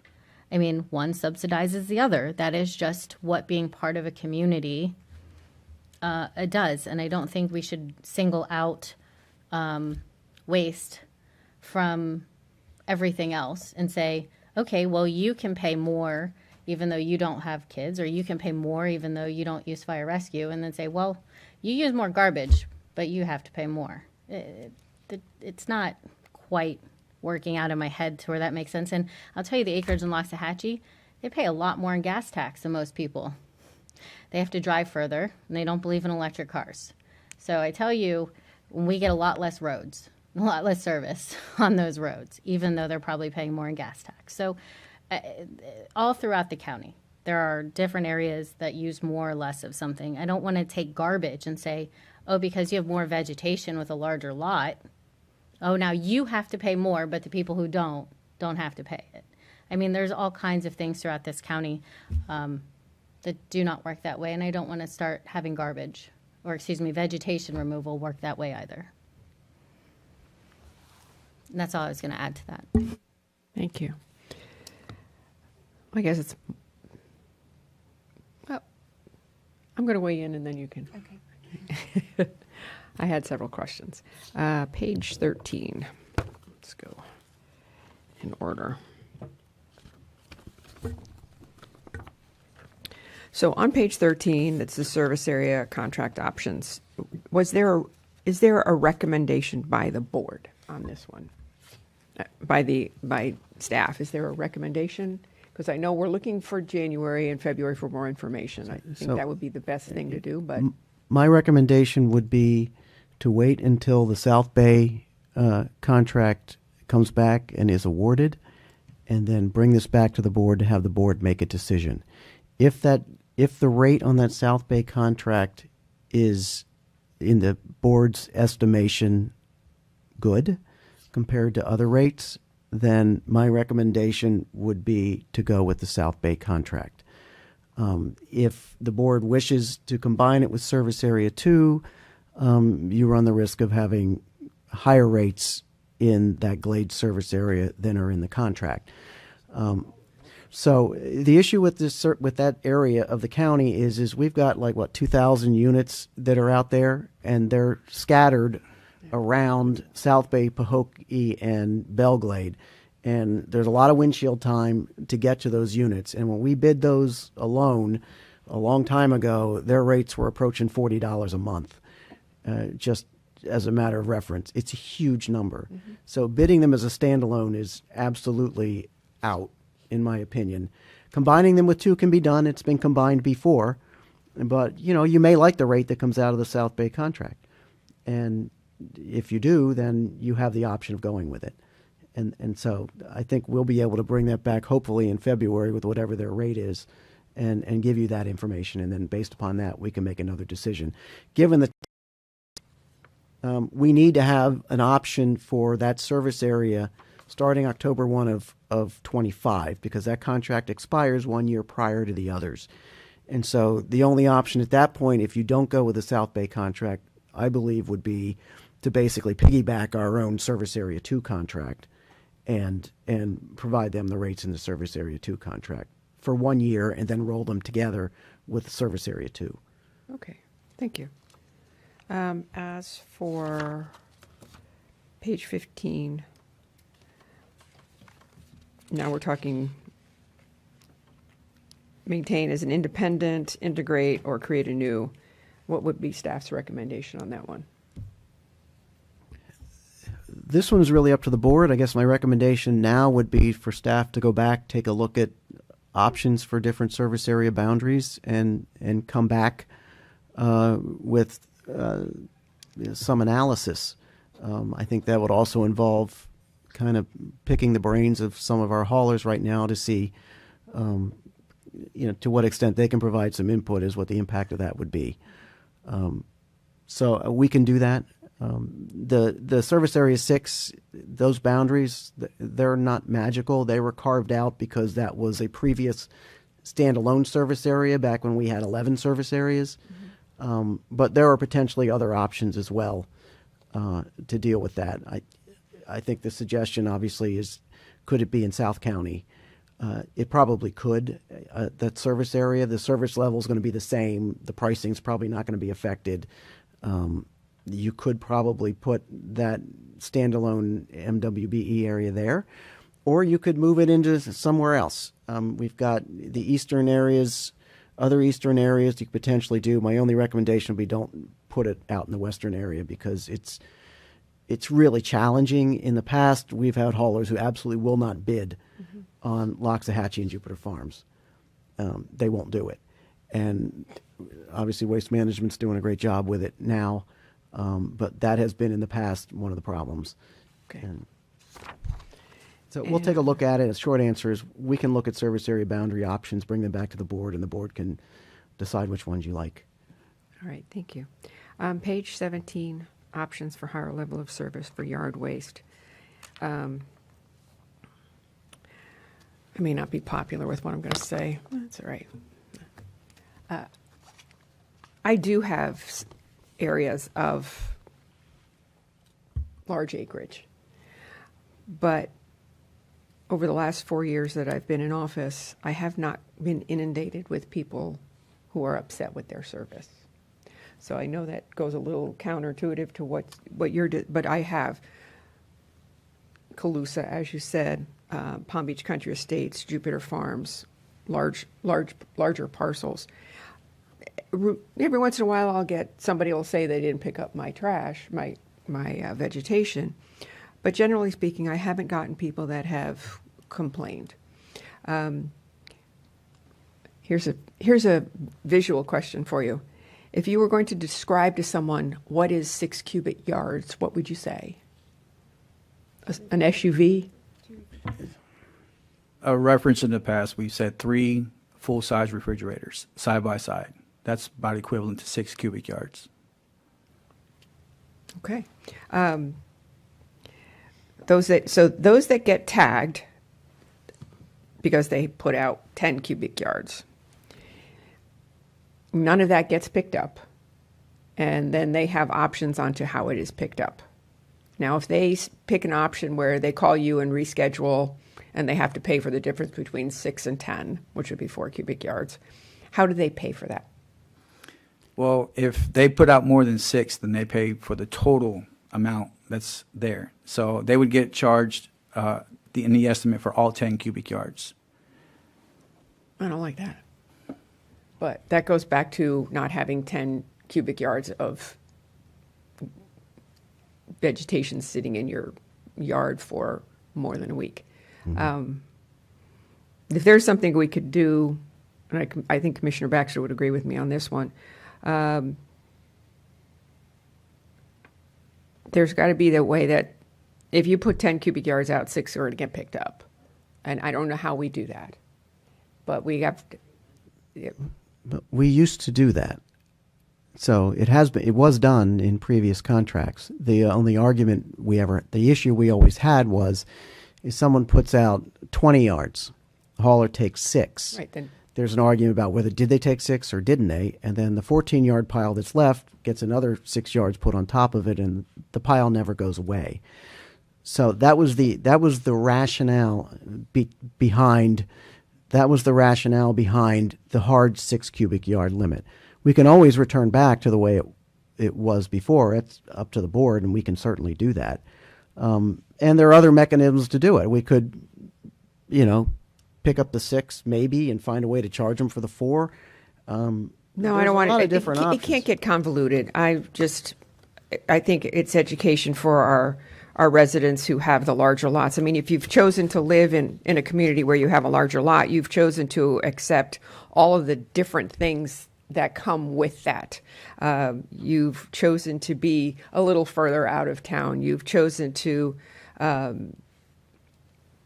not have a fire station all that, close to you because the level of service to get, there aren't enough calls.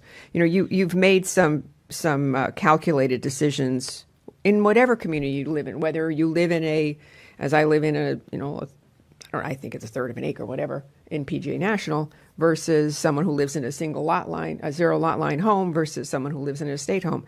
We've all made our choices to live where we live, or the choice has been made for us for some people. But I don't think that, and I understand what Commissioner Baxter said about there's inequities. There's inequities everywhere. But for the 10% dissatisfaction that we have in the survey, that's actually a really good survey. If 90% of the people who are getting service are happy.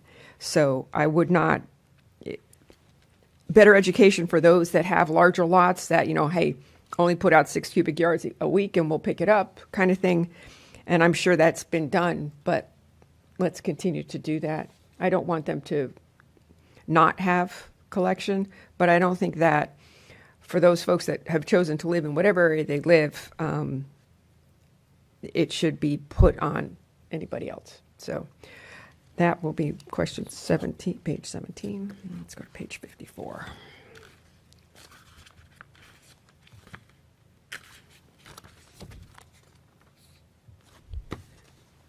That was answered.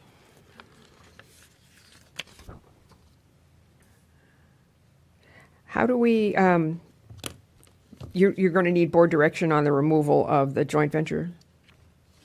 Is that correct? I don't need formal direction now. I mean, Okay. we'll take that into consideration when we draft the requirements for the bid, and you'll see that reflected in what will be before you in August of next year when you approve the package to go out. So we've taken, the consensus is noted, and we will remove that. Okay, Commissioner Woodward, you were next in line.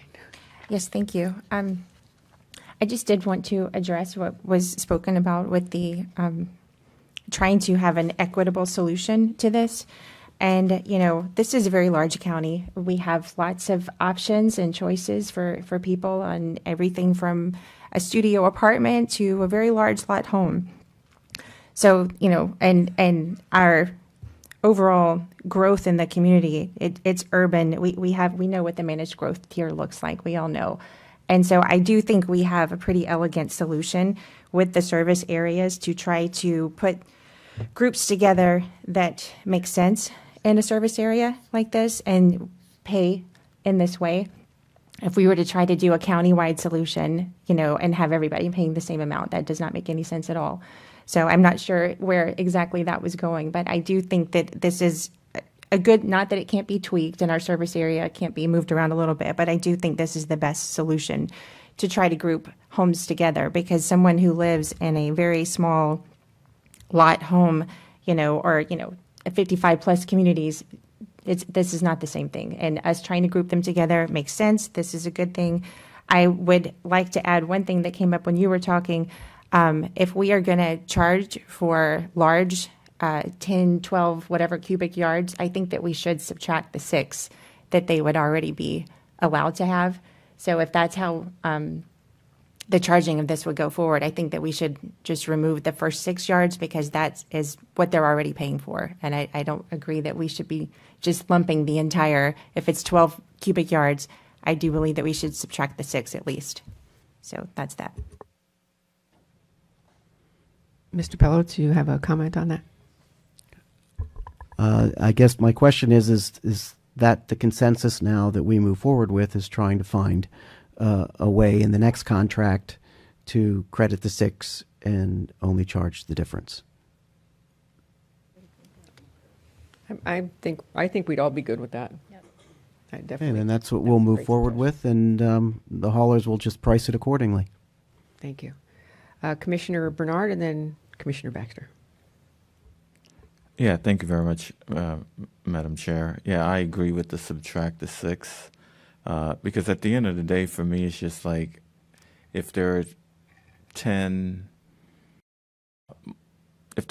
cubic yards, I would love to see, it picked up.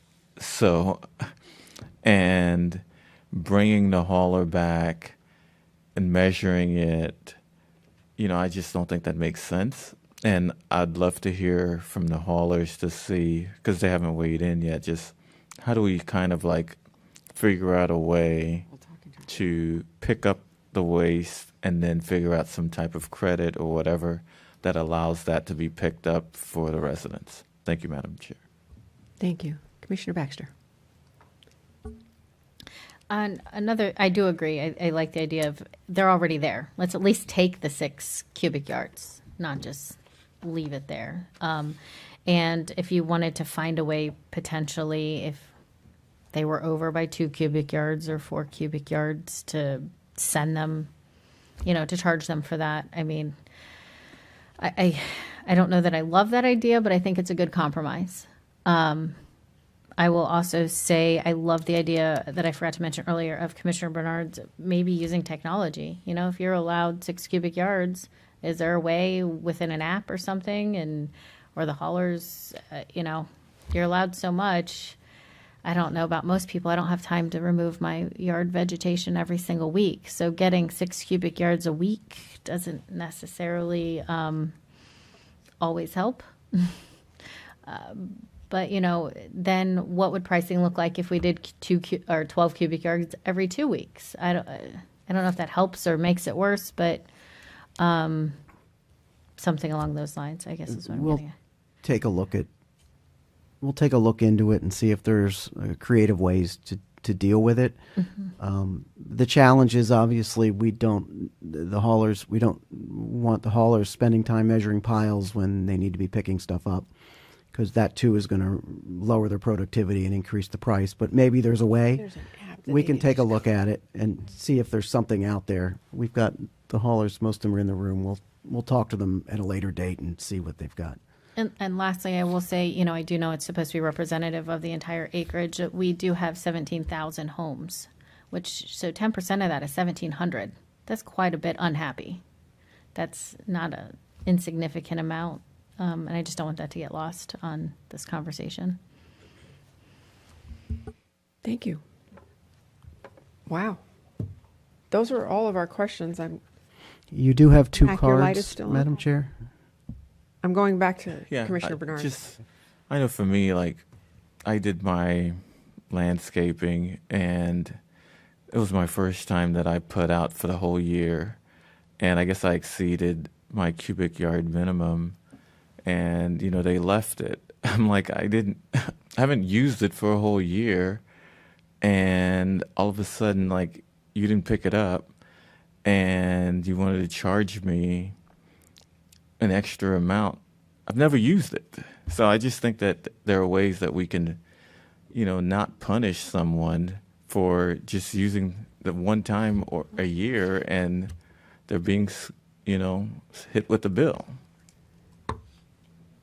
Thank you. Well, why don't we have some public comment, so let's take some public comment. Madam Chair, if I, one more Oh. note on that. Commissioner Baxter? There actually was something I just reminded me of, so thank you, Commissioner. If we could potentially add to the contracts, maybe twice a year, larger accommodations for removal prior to storms, look at what just happened with a hurricane, tornadoes, is that a potential?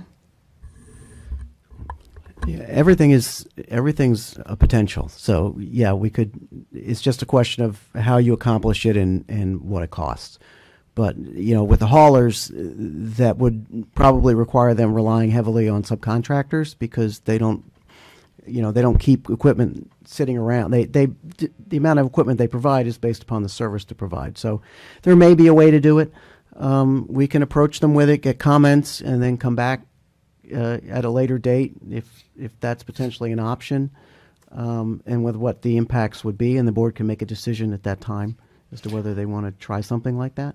Because especially people know a storm are coming, they want to clear out a lot of vegetation. We have a huge problem right now in my area, acres. You can go drive around. There's a ton of vegetation everywhere with no option prior to the storm of a larger collection. And if there were 6 cubic yards, it got left there, or more than 6 cubic yards. So again, this also goes into a safety factor as well, allowing enough vegetation to be removed. So. Yes, I agree. And just for information, that's why we ask people to try and maintain their properties year round.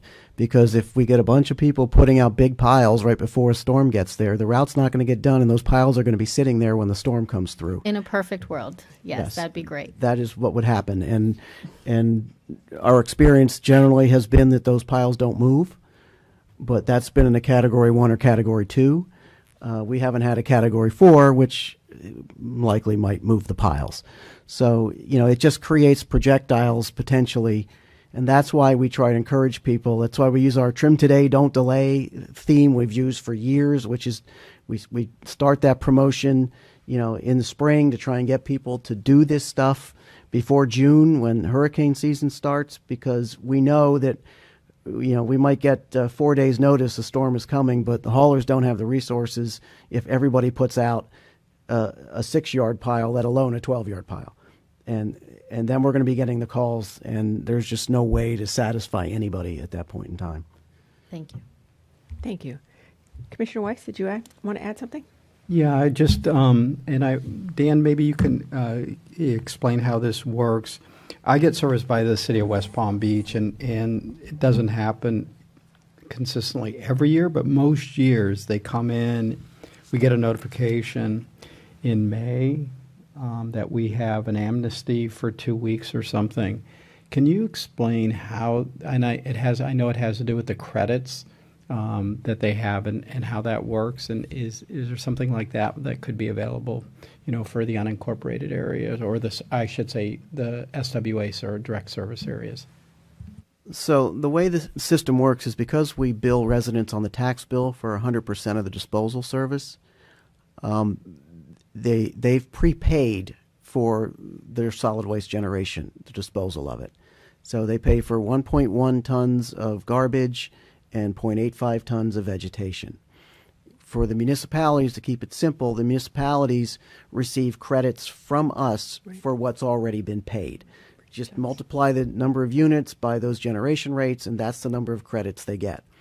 If they generate less and they come in and they have excess credits available, then they have the ability to bring in more vegetation without paying a tipping fee. And so in the city of West Palm Beach, they typically have these excess credits. And so they do these amnesties because essentially they're getting the disposal of the vegetation for free. And they do it with their own resources. But they do pay for it, and the residents are paying for it. It's in their bill somewhere because those trucks and those personnel are all having to operate and do this. We could, if we did it as well, the haulers would price it. They'd find a way to accomplish it. And to what extent that's a massive price or a small increase, I don't know at this point. But you could certainly ask them, and once we get to the process of going through the bid documents and them commenting on the levels of service and the contractual requirements, they will provide input and let you know what they believe the impact is going to be. Certainly, it's going to have to be paid for. But the question is, how do they mobilize the equipment to do it? And if it's planned, then they probably have the ability to get with their subs and find a way to mobilize equipment. So if you schedule a date 6 months from now and you tell them they need to do this, on in this area on March 10th and in this area on March 17th, they can probably find a way to do it. But again, it's an option. If that's what the board wishes, we can certainly entertain it and certainly put it into the contract documents. Okay. We actually have 3 cards. I'm going to, Mr. Casagrande, you are a hauler, correct? So I'm going to go out of order with the cards because I think you can answer some of the questions that we've posed. So if you wouldn't mind coming up.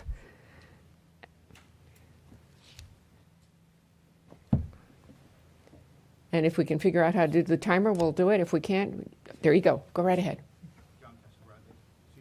Oh.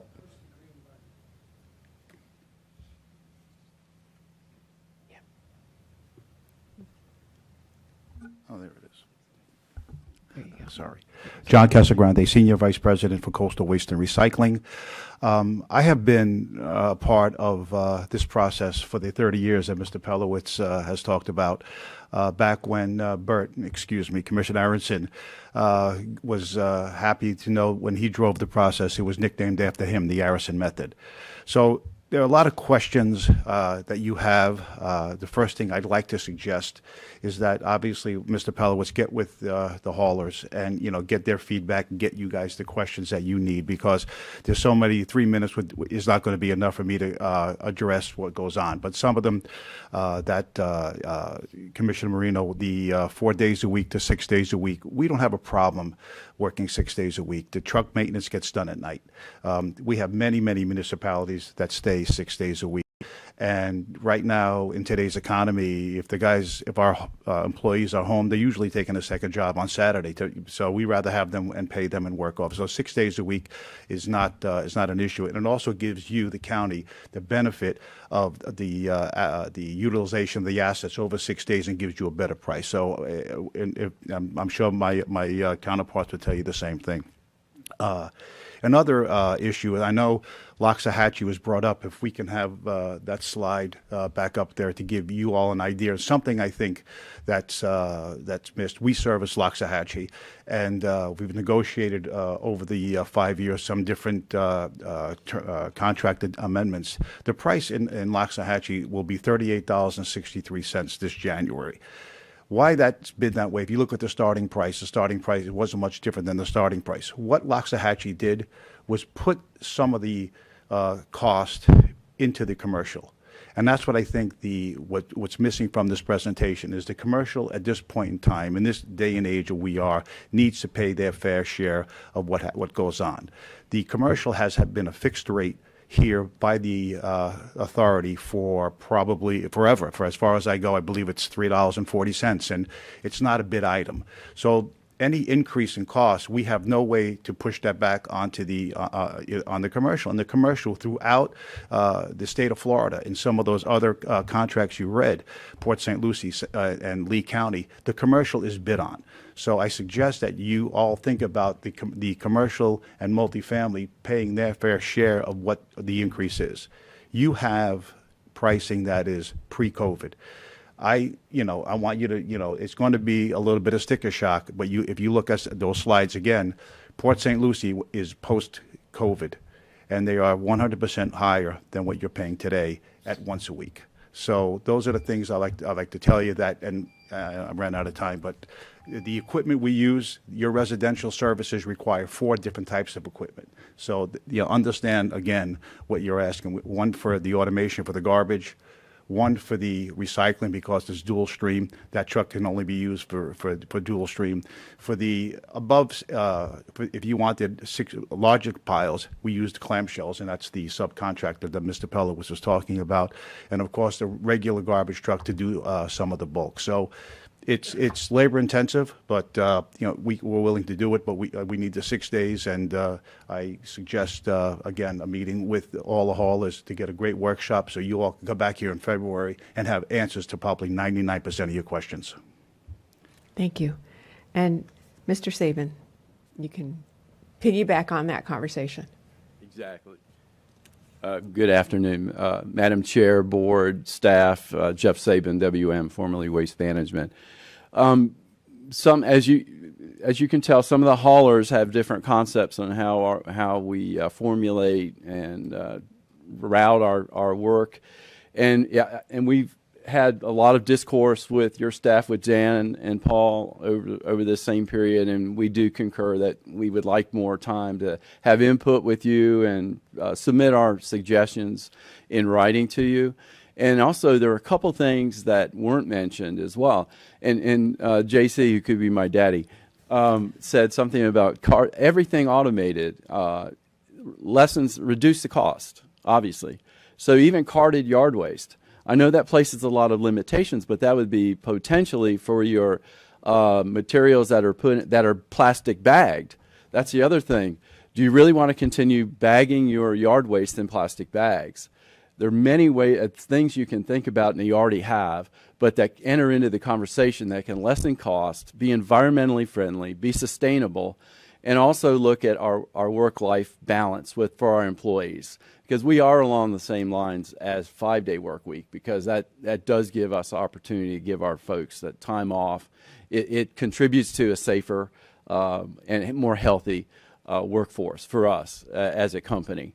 But carted yard waste, there's some discussions we can have about that, and maybe not including plastic bags for your yard waste to better manage that may save you a lot of money in the long run. But we have those types of suggestions. Would like to get with your staff again to share some of those. Thank you very much. Thank you. Ms. Larson?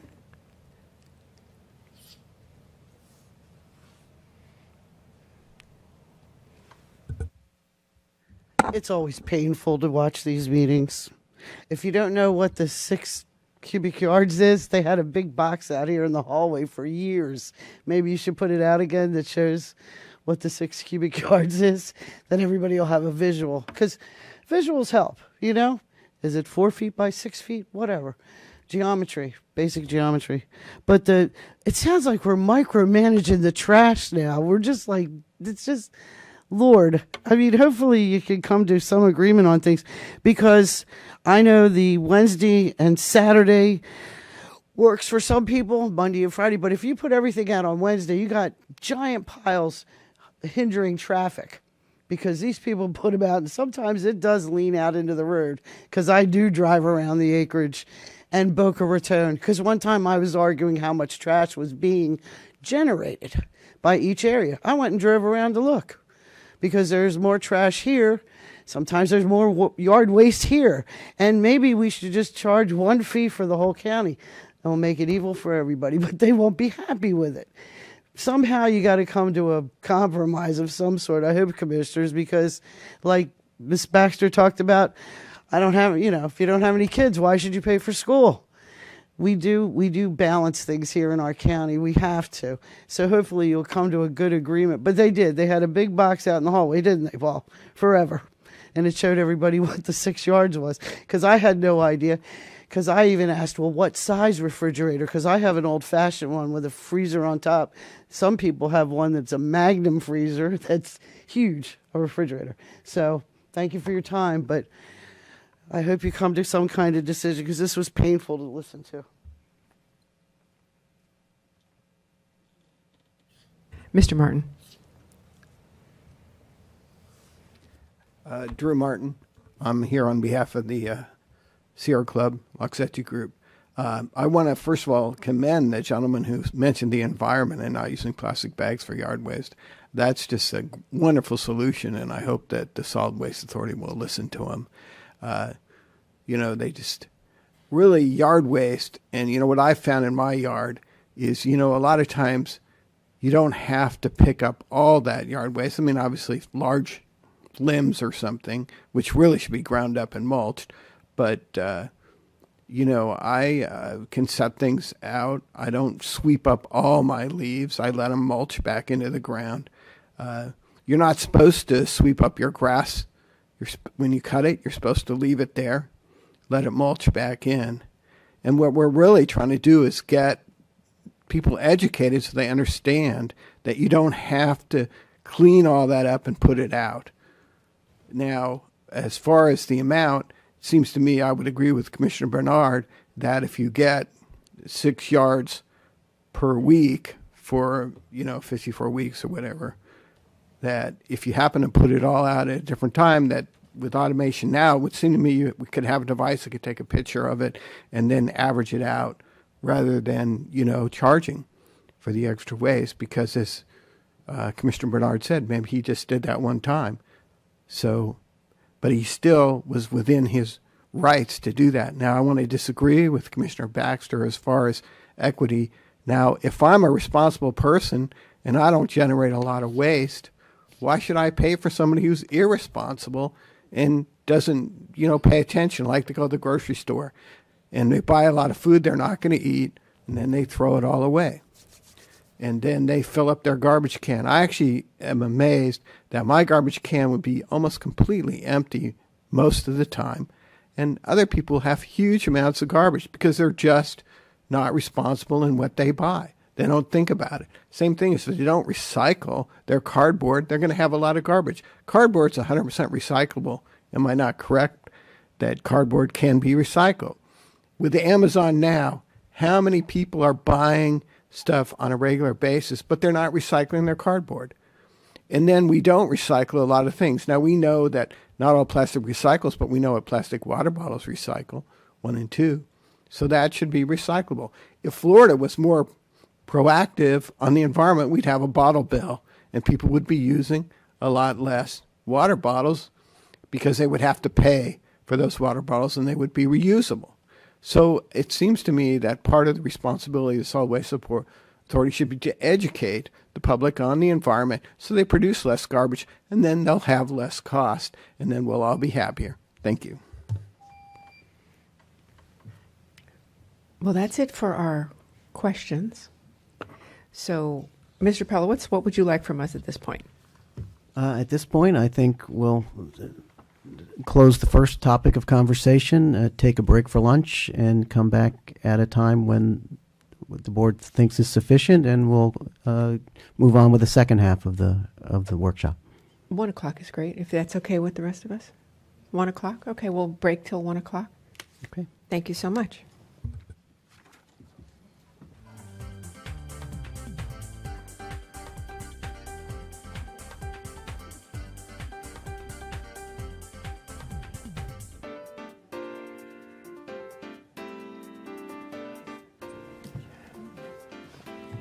Alrighty, we are going to reconvene this workshop for the Solid Waste Authority.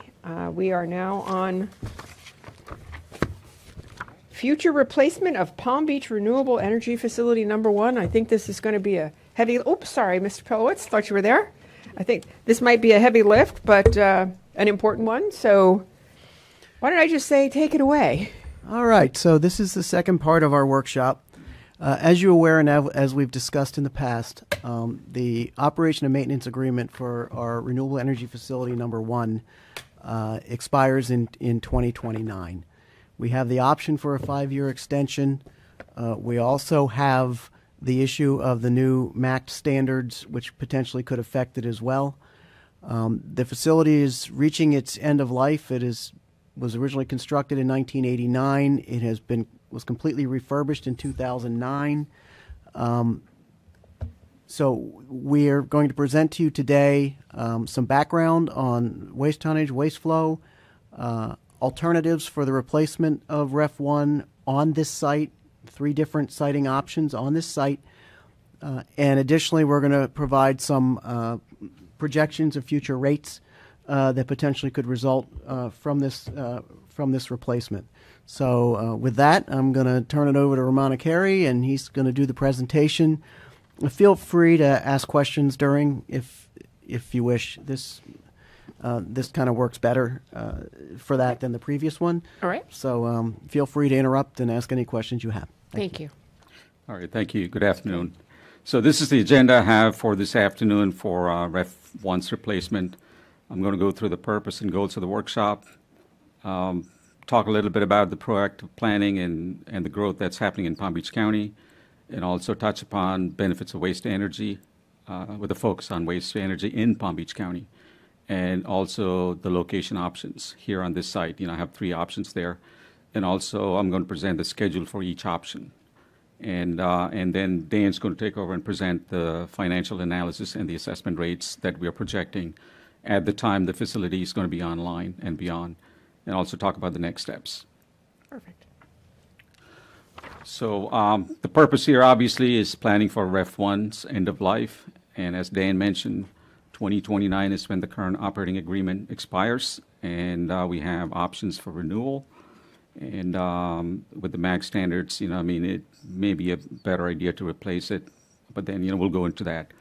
And also plan for future growth, about 1.5 million right now to about 1.8 million by 2050. And as you know, these facilities take, up to 10 years from planning concepts to operation. And also depends on, what location is chosen for the facility. So definitely we're within the planning horizon, and we're going to look at the benefits of waste to energy, and then location options, financial projection, and steps to move forward. So let's look at the capacity that we have today. Renewable energy facility number 1, or REF 1, approximately 800,000 tons a year. This was commissioned back in 1989, and we did a refurb in 2009. So the current agreement for operations and maintenance, it expires in 2029. So there are 2 renewal options available each 5 years. And as you know, we have a power purchase agreement with FP&L, and that expires in April of 2032, and with an option to extend until June of 2034. So basically, the options we have for F1 is, shut down in 29 or 34, that's with a 5-year extension, or take it until 2036 until the new facility is going to be online. So REF 2, million tons a year. This was online in 2015, and it's a 20-year operating agreement, so that expires in 2035. And the power purchase agreement expires in 2034. That could be renewed. And so we anticipate operations for this facility through 2055, when that would reach a 40-year useful life. So let's look at the population growth in Palm Beach County. You may have seen this thing or different versions of this. So the growth is happening in the western parts of the county and the northwest parts of the county. So this is a different chart. So the line that you see at the top right there, that's population, and it's represented by this axis here. So we're at about 1.5 million population right now, and projected to go to 1.8 by 2050. And the bars that you see below are actual waste tonnages.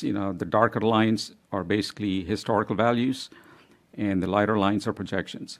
So when we closed the books last year, we're at 2.2 million tons in 2023. This is a landfill depletion model that we update annually. And what this shows is landfill depletion happening in the year 2054 right here. And again, the blue line is the historical value, and the orange line is the projection.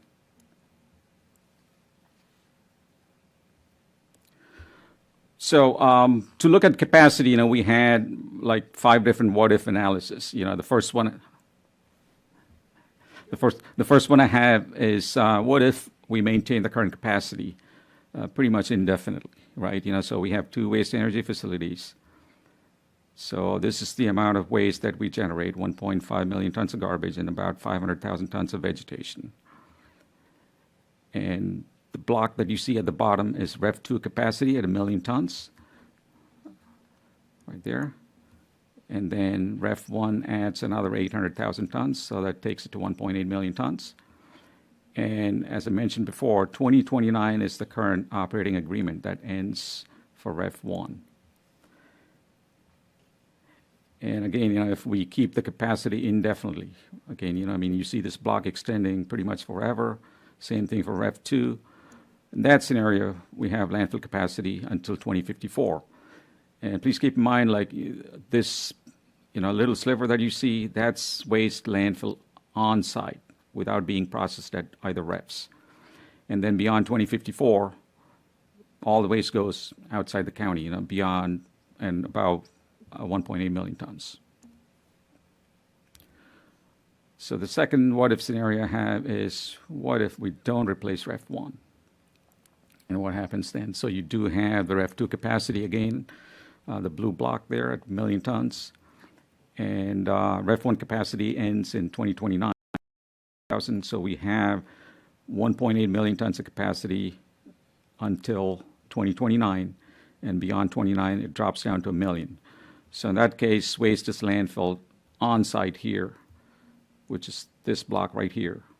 And then in that scenario, the depletion of landfill capacity happens in the year 2044. And beyond that time, anything above 1 million tons, it has to be sent outside the county. So what are the capacity options that are available to us? So we put this thing together. Obviously, there's an option to site a new landfill in Palm Beach County to take care of that disposal, or replace Ref 1, or the third option is ship the waste outside Palm Beach County.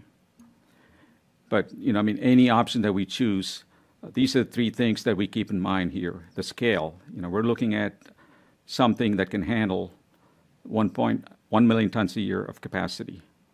That is needed to replace Ref 1. Ref 1 is 800,000, but to handle the additional growth that's, in Palm Beach County, so we need 1 million tons a year. And also, we need to choose something that's reliable and proven, right? So it's not the technology that's lab scale and unproven, so it has to be proven. And also, when we get into operating agreements, it has to be fairly long-term, at a minimum 20 years on the O&M side. And keeping that in mind. Hold on one second, sorry. Commissioner Weiss, I didn't see your light on. That's okay. Thank you. My question is there any potential for having Ref 1, when it's redone, to be able to handle more than 1 million tons? It's possible. When we're citing it, so there's footprint available. If you have to build something, let's say 1.2 million or whatever, it could be done. Okay. All right. Thank you. So what you're saying is that depending on where we site it on the parcel, we can expand. Yeah, there more. are site constraints which I will go into. So and some of the options are limited. So if you're choosing 1 million tons, one of the site options is it's pretty constrained. But there are other locations, where you can have a bigger facility. But having a bigger facility might mean we have to, never mind, we'll get there. We'll get there when you get to that slide. I saw that slide already. Because I read the material. So depending on the options we choose, the capacity of the landfill across the street, it could be depleted either in 2044 or 2054. So this option we have here, what if we extend Ref 1's life by 5 years without replacement, right? Meaning, we're taking it from 2029, extending it 5 years until 2034. So in that case, so we gain about 2 years. So the landfill depletion goes from 2044 to 2046. And again, beyond 2046, we have to export all this waste in the red block there.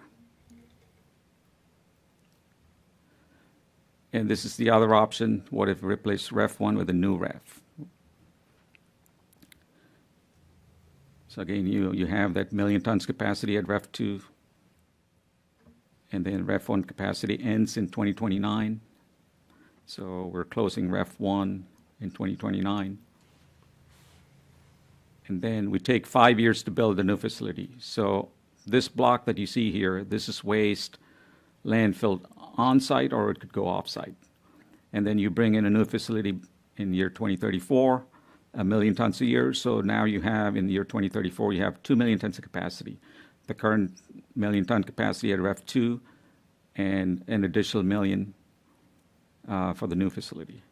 And then by year 2042, there's a thin sliver that starts going offsite here. It's this block right here. And in that scenario, your depletion year is 2057.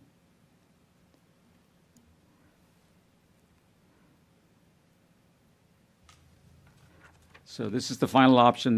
This is the best case scenario. What if we extend REF 1 by 5 years, going from 2029 to 34, and replace with a new REF? Again, you have 1 million tons of capacity at REF 2. The current REF 1 operates until 2034, and it closes in 2034. And we bring a new plant online immediately after that. Mm-hmm. So we go from 1.8 million tons until 2034, and 2 million tons after that. So for this case, the depletion year is 2061, right there. And then beyond 2061, there's a small amount of waste that goes outside. So I'm going to talk about benefits of waste energy, especially in Palm Beach County. So we have a pretty good track record of managing this waste for 35 years. And so far, we've handled north of 30 million tons of waste since inception. And this provides an environmentally sound solution to manage almost 2 million tons of waste post-recycle in Palm Beach County.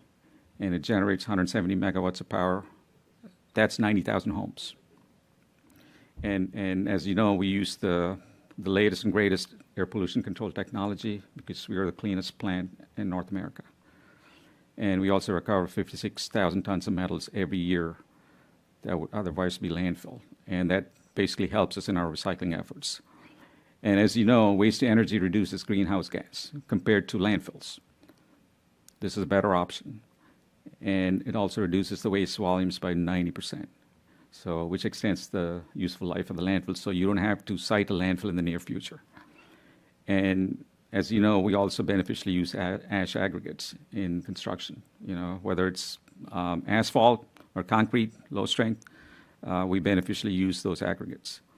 And that's the reason why, we have the highest recycling rates in the state of Florida for a second year in a row, and a landfill diversion rate of more than 75%. Now let's look at location options here. We have 3 options here. And I'll just give you general orientation. North is this way. Hold on one second. Greg, your light is on. Did you have a question? No. Okay, thank you. Sorry. Go ahead, Mr. Carr.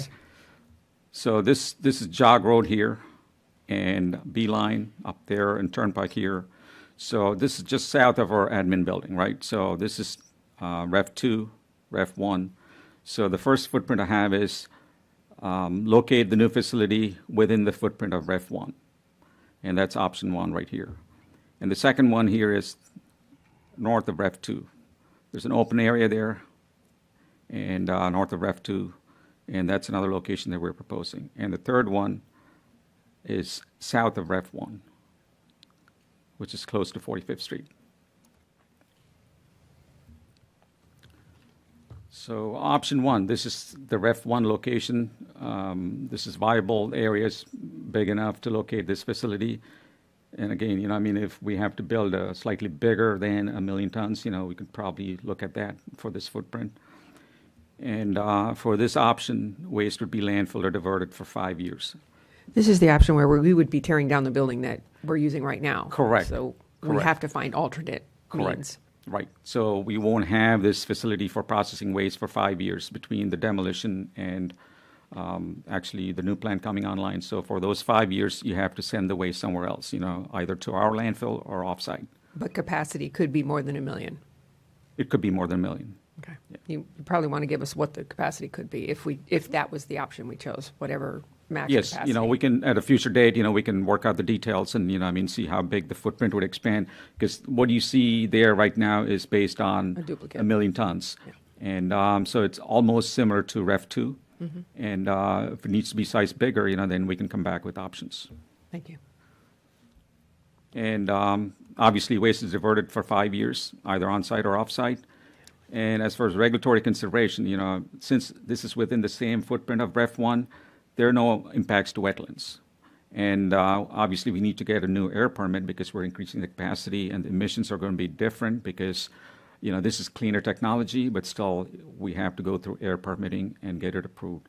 And we also have to modify the Power Plant Siting Act.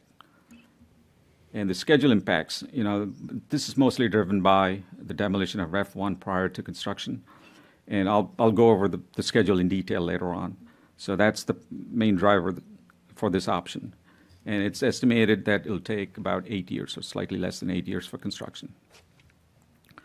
And capital cost, it's plus or minus $1.5 billion.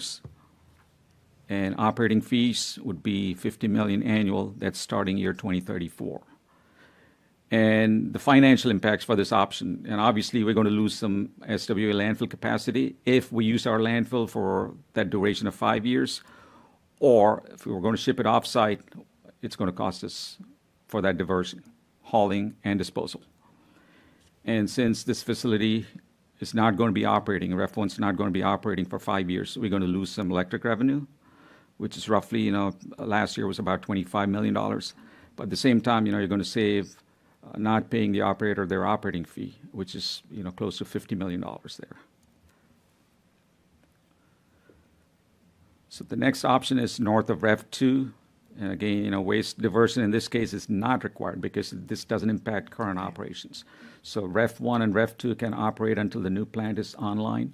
So we can keep going until this plant is online and then take care of the demolition for Ref 1. Regulatory considerations, we may need a dredge and fill permit because the areas that you see along this lake here, if this encroaches on some of the footprint or access roads or anything, we may have to fill this area to the west. May, but not must. Not must. Again, this is not final design, and, when we get to final design, we'll optimize everything and, try to avoid it. But at the same time, I just want to present a full picture. It may need some backfilling the lake on this side here. And again, it's like potential impact to wetlands mitigation, if that needs to happen. And as always, we need air construction permit and PPSA, it's the same for each option. So the schedule impacts for this option, again, the lake backfill, if it's needed, is going to drive some of the schedule there. And we also need to relocate the scale house when that happens. This is the scale house here, this is the plant scale house. And we may have to relocate that, and we may have to reconfigure the access roads because... Commissioner Woodward.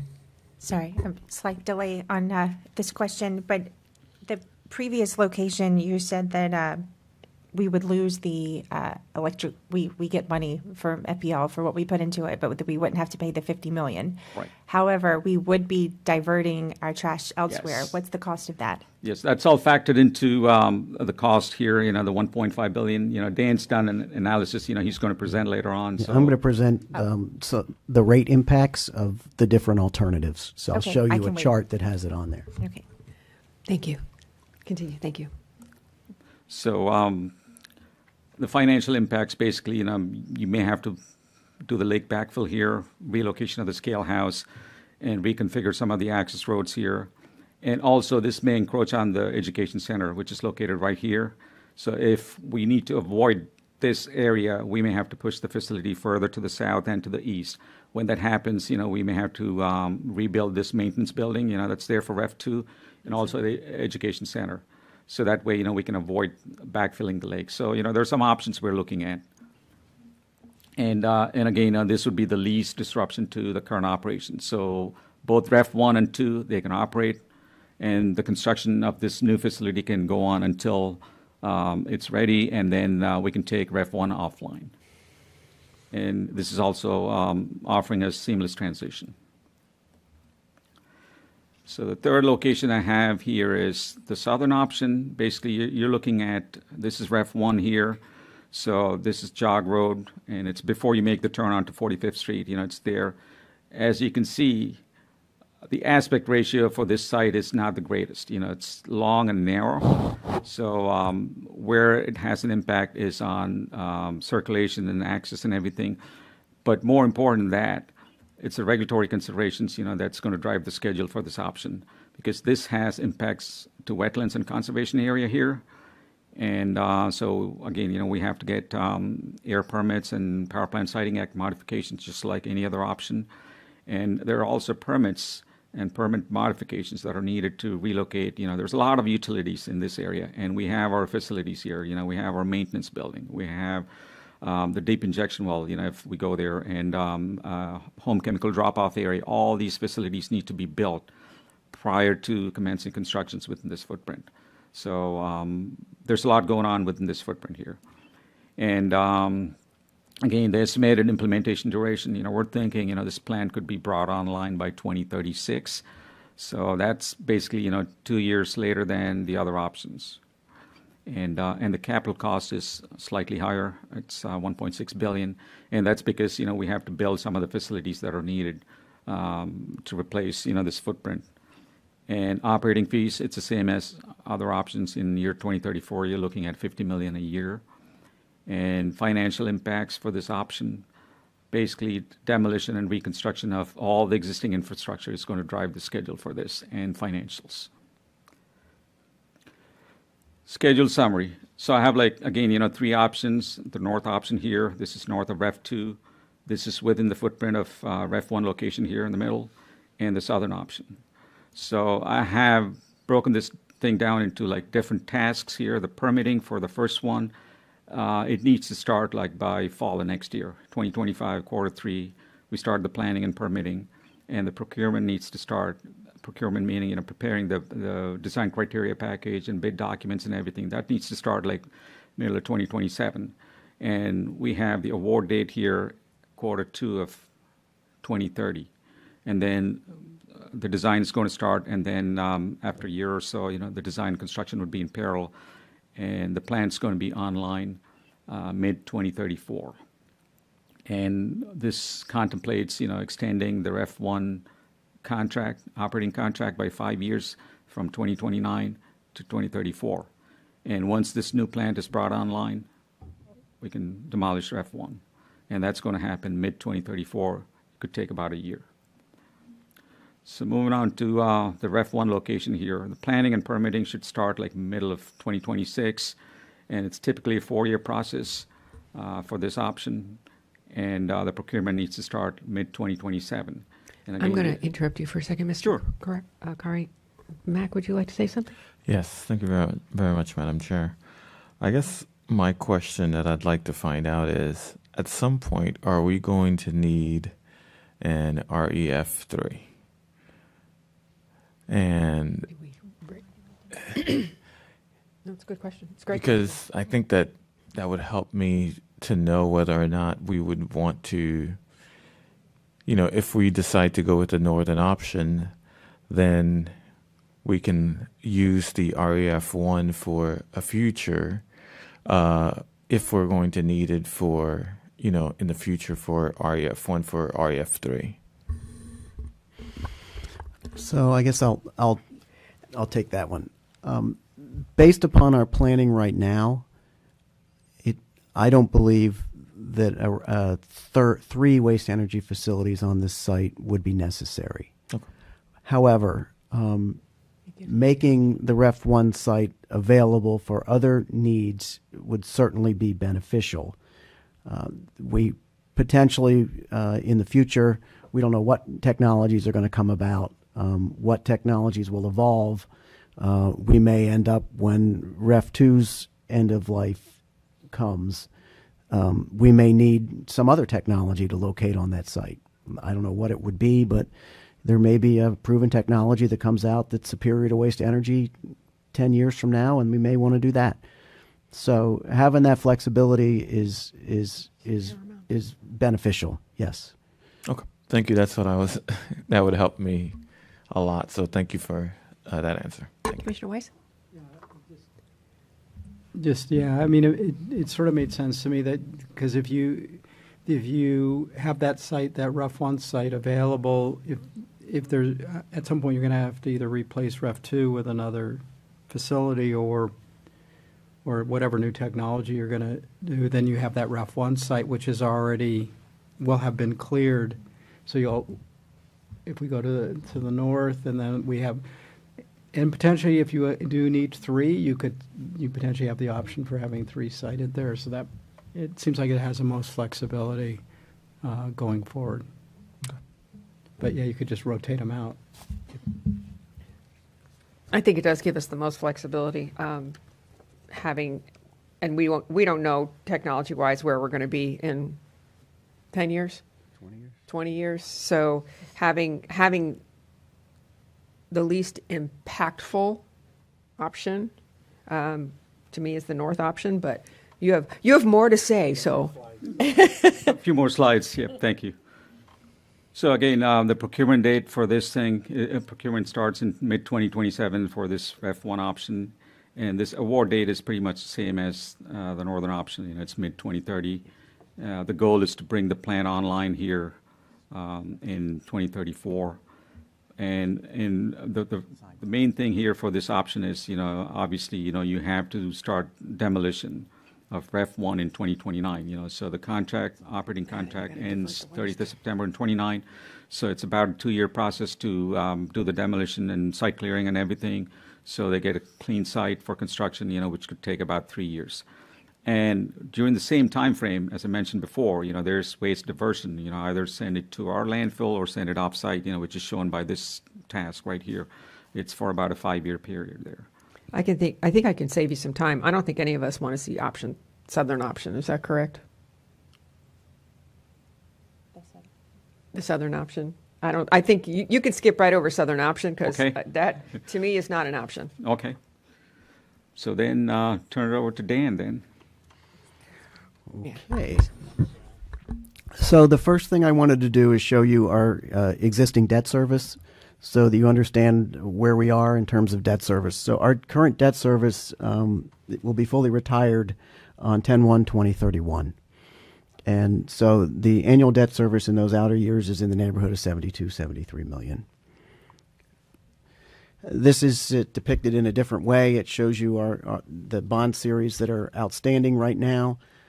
So that 2031 maturity is 72,540,000. The important thing in noting this is we have the ability to wrap the new debt service around this, so it would not be additive, so it minimizes the impact on the ratepayers by doing that. So what we've done is I've looked at a financial model we've used before. Some basic assumptions in the model. We're using 3% inflation. We're looking at the cost estimates that were previously presented. We're assuming debt at 3.5% interest for 20 years in all of these options. So this first option we're looking at is replace Ref 1 in this is the northern and southern option on the same slide. So I'm just going to cover the northern option because you've already, I think, indicated you don't like the southern option. So looking at this option, the location would be on the northern footprint, north of Ref 2. The capital cost is assumed at $1.5 billion. The bond proceeds at $1.4 billion because I'm going to assume we're using $100 million of cash that we have. I think we actually have the ability to do that today with our current balance, but I think over time we can generate more reserves and possibly cash fund even more of it, but this is conservatively. What you're looking at in terms of cost, right now, our single-family assessment is $194 a single-family home. And so we'd be looking at an assessment rate in 2032 of $264 a single-family home. And I'll show you that on a chart in a little bit. Annual debt service, $98.5 million, so it's about $20 million higher than our 2031 debt service, $26 million. Debt service coverage at 1.57 is healthy. The rating agencies like anything over 1.3, so 1.57 is healthy. And that obviously depends on the level of our R&R and capital budget. So as long as our R&R and capital budget stays in line with where it currently is, that's a solid number. I'm going to skip over the southern option. Commissioner Weiss, your light is on. Did you have a question? No, I think this is shutting off. No, I have no control. This thing is on its own here. So if you hit your little button, it'll go off. But Commissioner Woodward, your light is now on. My light is now on, yes. I did have a question about, just because one of the haulers brought it up earlier about commercial and how commercial pays into the system? We have the single-family assessment rate. How would commercial play into this? So we use the single-family rate as kind of a benchmark. Everything is proportional. So if you look at like the multifamily, their current assessment, I think, is a little over $100 a year. So theirs would be proportionately higher. Commercial is assessed similarly, and so the proportional increase in commercial would be higher because they have there's a split assessment, and maybe it's something I can get to you later. They have a split assessment where they're partial on assessment and partially on tipping fees. So they're assessed in total between what they pay in tipping fees and what they pay on their assessment is equivalent to what residential pays. So theirs is going to move the same in proportion. But if you'd like at future, I can give you what this impact would be on all of our ratepayers. But the single family we use is kind of the benchmark. Thank you. So this is a projection of the cost of our single family assessment going forward if you choose the option on the northern site. So we would be there would be the higher cost in the middle. There's a bump there between 2032 and 2034. That there is the period where we're both operating Ref 1 in the extended period and constructing the new facility. So the debt service on the new facility will have come on, and we would still be operating Ref 1. You will see it'll dip a little bit when you get into 2036 into 2035 because we've now shut down Ref 1 and we don't have the continuing costs of Ref 1. So you're looking at $264 a home. We'll go to the next slide. So this slide depicts our rates going back to 2012. The red bar is what our actual rates were, and then going forward, that bar is what our projection is. The blue bar indicates what our rates would have been if they'd gone up by CPI. So this is showing you that historically over the past 12 years, our rates have been relatively flat. That we haven't been increasing, we've been maintaining low stable rates, and the rates have been flat. And part of the reason that is because obviously the debt service is fixed. So that's a big chunk of our budget. So the CPI only affects a portion of our budget. But that said, our rates have not been going up like the millage goes up for people who are billed based on valuation. Ours is based on our budget. So looking at that, the CPI is the green bar on the top. It's on the right axis. You're seeing that even with this construction project out to 2034, we're still under the curve when it comes to CPI. The other option thing I'd like to point out is we have the ability between now and that time to rather than just increasing rates a little bit, and we've talked about this before with the board, is to let's smooth that out. Let's look at where we project it's going to be in 2032, where we are now, and try to massage that out and generate additional project funding in cash so that we don't have to bond as much. So that's really the projection. I just want to point out these projections at this point in time are based on a lot of assumptions, and to the extent that interest rates are higher or inflation is higher or whatever it is what it is. Going on to the next option, which is the shutting down Ref 1 in 2029 option, and opening the new ref in 35. This assumes the current footprint. The capital cost is assumed at $1.4 billion because it doesn't include any lake fill or reconstruction of other facilities. Bond proceeds $1.3 billion, again at 3.5% for 20 years. The single-family assessment rate in 2032, $255. So it's about $9 a year lower. In my opinion, it's not significant enough to make a decision based on financials alone. Annual debt service, $91.5 million. Debt service coverage, 1.62, again, healthy. For the waste diversion, what I've assumed in the model here is diverting the 795,000 tons per year that go to Ref 1. A portion of that will go to Ref 2. We'd move some veg that we currently send there out to make room for the garbage. The veg would go to grinding and beneficial use.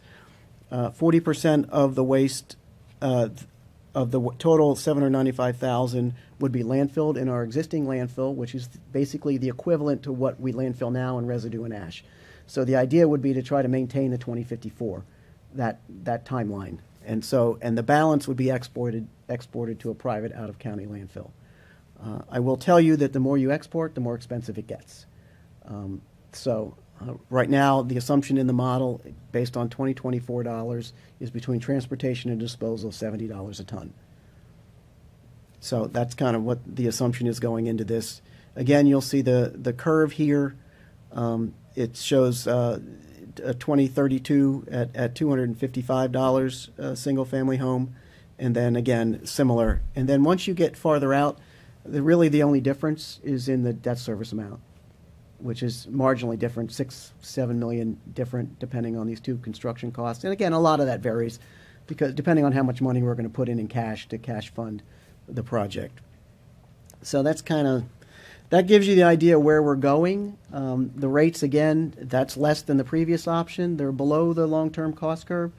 I think they're reasonable and affordable for what people are getting. Unfortunately, the nature of our business is it's a high capital cost business. And so when we build facilities, they're expensive. And so you'd have this, we have this pattern of low flat rates for long periods of time, then with, a significant increase, and then low flat rates for long periods of time. That's the way it works. But with that, again, there's no formal decisions to be made here today, but if there's a site you want to take off the table, that would help us out. It sounds like the southern option is one you'd like to take off the table. And then if there are any other discussion points, we're here to answer any questions. Commissioner Weiss, your light is on. Take it away. All right, I'll remember to turn it off now. And agreed with what we've said. So I like the idea of northern site, southern site should be taken off. I really the idea of not having to landfill is also, I think, really important, both for our landfill and the potential of having to take it somewhere else. And then as it relates to the cost, and I know we've had the conversation before, and also I'll just reiterate my thoughts on this is that the more we can smooth that out for people, for two reasons. One, so that it's more stable in people's budgeting, and secondarily, because it will save bonding, how much money we're going to have to bond, so that you can put this set more money aside to help cover the cost of this project. So those would be my points on this. You all have done a phenomenal job in how we handle waste here in this county. I have to hats off to previous boards for their thoughtfulness and taking the big steps 35 years ago in wanting to look for alternatives on how to handle waste in the county. And so I also appreciate us getting we don't have a lot of time, but at least we have a little time to try and get this organized and ready to go, so future generations, or at least for the next generation and a half, will have some peace of mind on this. Thank you. Commissioner Bernard. Thank you very much, Madam Chair. Sorry that I do have to leave in about 4 minutes, but I do support the option as mentioned. Of course, if there's any possibility of increasing the tonnage instead of 1 million, whatever that's possible, I'd love to see if that's any way to do that, and of course to smooth it out for the residents to make sure that it doesn't hit them all at once. Thank you, Madam Chair. Thank you. Commissioner Woodward. Thank you. I agree. I like the northern option, and with your numbers of $70 per ton, I did just the quick math on what we would be diverting. It's about 20 million a year in export, and plus adding to our landfills. I don't see why us doing any of that is a good option. I like the northern one. Plus, since Commissioner Bernard brought up having the ability, and Commissioner Weiss, to have that future sight, because when is 2055, I think, is when the other one has to come offline. So that would actually give us flexibility before that time to start with the new, whatever the new may be. It might not be this. It could be something, technologically better in the future. So for me, the north option absolutely makes the most sense. So I appreciate this. Thank you. Thank you. Sounds like we're in consensus with the north option. The fact that it's a seamless transition, we don't have to divert waste to somebody else. We've proven, being that we're the number one facility in the nation, that we're doing it right. We know what we're doing. And given the fact that we wouldn't have to tear down, and gives us more time for, as Commissioner Weiss always talks about, new technology. But then the fact that we have that site in the future, if there's, God forbid, there's ever a need for a Ref 3. I said that quietly. Did you notice I said that quietly? We can project, and that's what we try to project as accurately as possible. But I think what you've done is given us the down and dirty of what our best options are. And I don't have to say any more. I think our best option is the northern option. I think as a board, you're getting that consensus. All right. You have 2 cards, I believe. We do. Ms. Larson? Drew's right in front of you.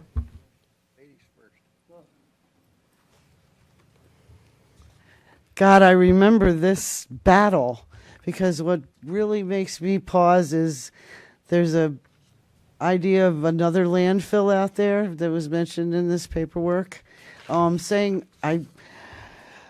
the fact that in the agenda earlier today, we're going to be fighting EPA standards about clean air, where there might be a lawsuit because we don't have the laws that are being projected for cleaning our air, is something that might be in conflict with this thing.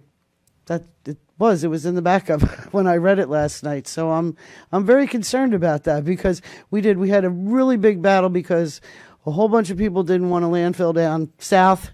Then they threatened us here up north, and then we came to this thing. This was the alternative, was this nightmare, which is an incinerator, which the incinerator, when it was presented to us years ago, you guys were not the board, but it presented that we wouldn't have to deal with any of this stuff anymore. This would be the placebo to make everything all better. And I guess we need to go back. I'm going to go back and pull some of those meetings so I'll get my memory correct. But I do remember standing here and being, presented that this would save so many things, the one that we did just a few years ago. Because that was a big battle. There were a lot of people in the streets. They were very upset. I was not one of the protesters in the streets, but they were. So I am concerned, commissioners, because this wasn't even a glimmer in anybody's eye. Nobody said that, when we do this one, we're going to have to do this one when we get to 2023, 2024, 2025. It didn't even get mentioned.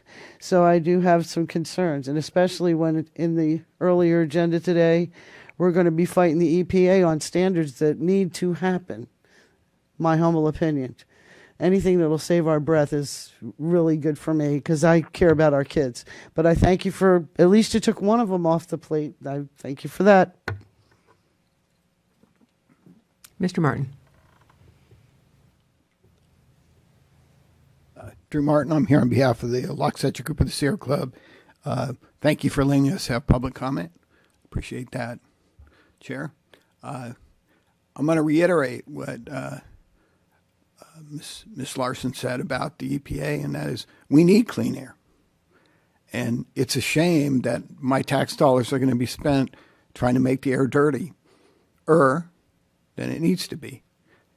We opposed the incinerator. We actually hired consultants. We met with the Solid Waste Authority at the time. And we said, first of all, waste energy is not a bargain. And there was a Reveal program. It's an NPR show, which you might want to listen to. I think there's also, I think Mr. Pelowitz was on that show. I can't remember if it was you or your previous. But there was also Diane Reams did a show on this. And EPA said at that time, they had a retired EPA guy, and he said, yeah, this thing is not clean. This is not a clean solution.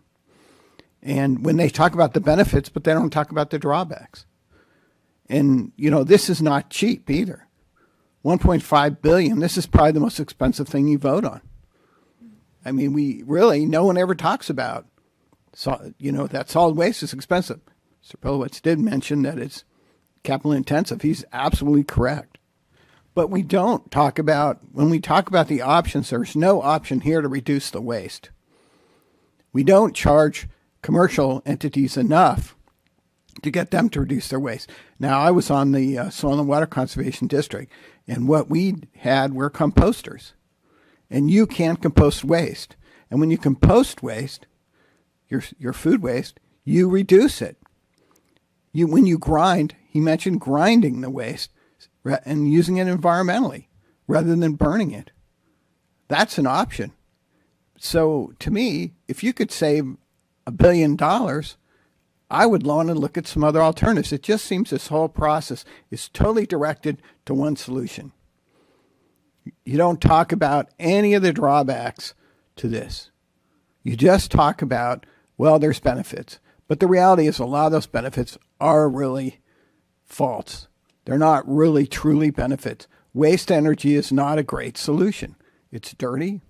It's dirty by standards. Now, the technology in the future is to produce less waste. Clothing is a perfect example. People buy and throw away clothing. Now, more and more clothing is being washed and resold. Food waste. We buy a lot of food we don't need, and we throw it away. I'm curious how many people ate their sandwiches a day. How many people didn't finish? Good. I ate the whole thing. And you didn't throw it away. Waste. That's good. I think I ate somebody else's too. Okay, good. Well, I'm glad to hear that. But anyway, thank you again for letting me comment, and I hope you'll look at some other solutions when you're looking at this. No worries. Okay. Commissioner Weiss, your light is on. Thank you. A couple things and understand, and I'm sure, just to reiterate, because not everybody watches every meeting and every conversation sometimes we have in private with our director, but a couple things to know is that landfilling is not cheap. Taking land and using it to dump trash on and pile it up is very expensive. But beyond that, the amount of methane that these landfills put out far, far exceeds what the waste energy plants impact on the environment.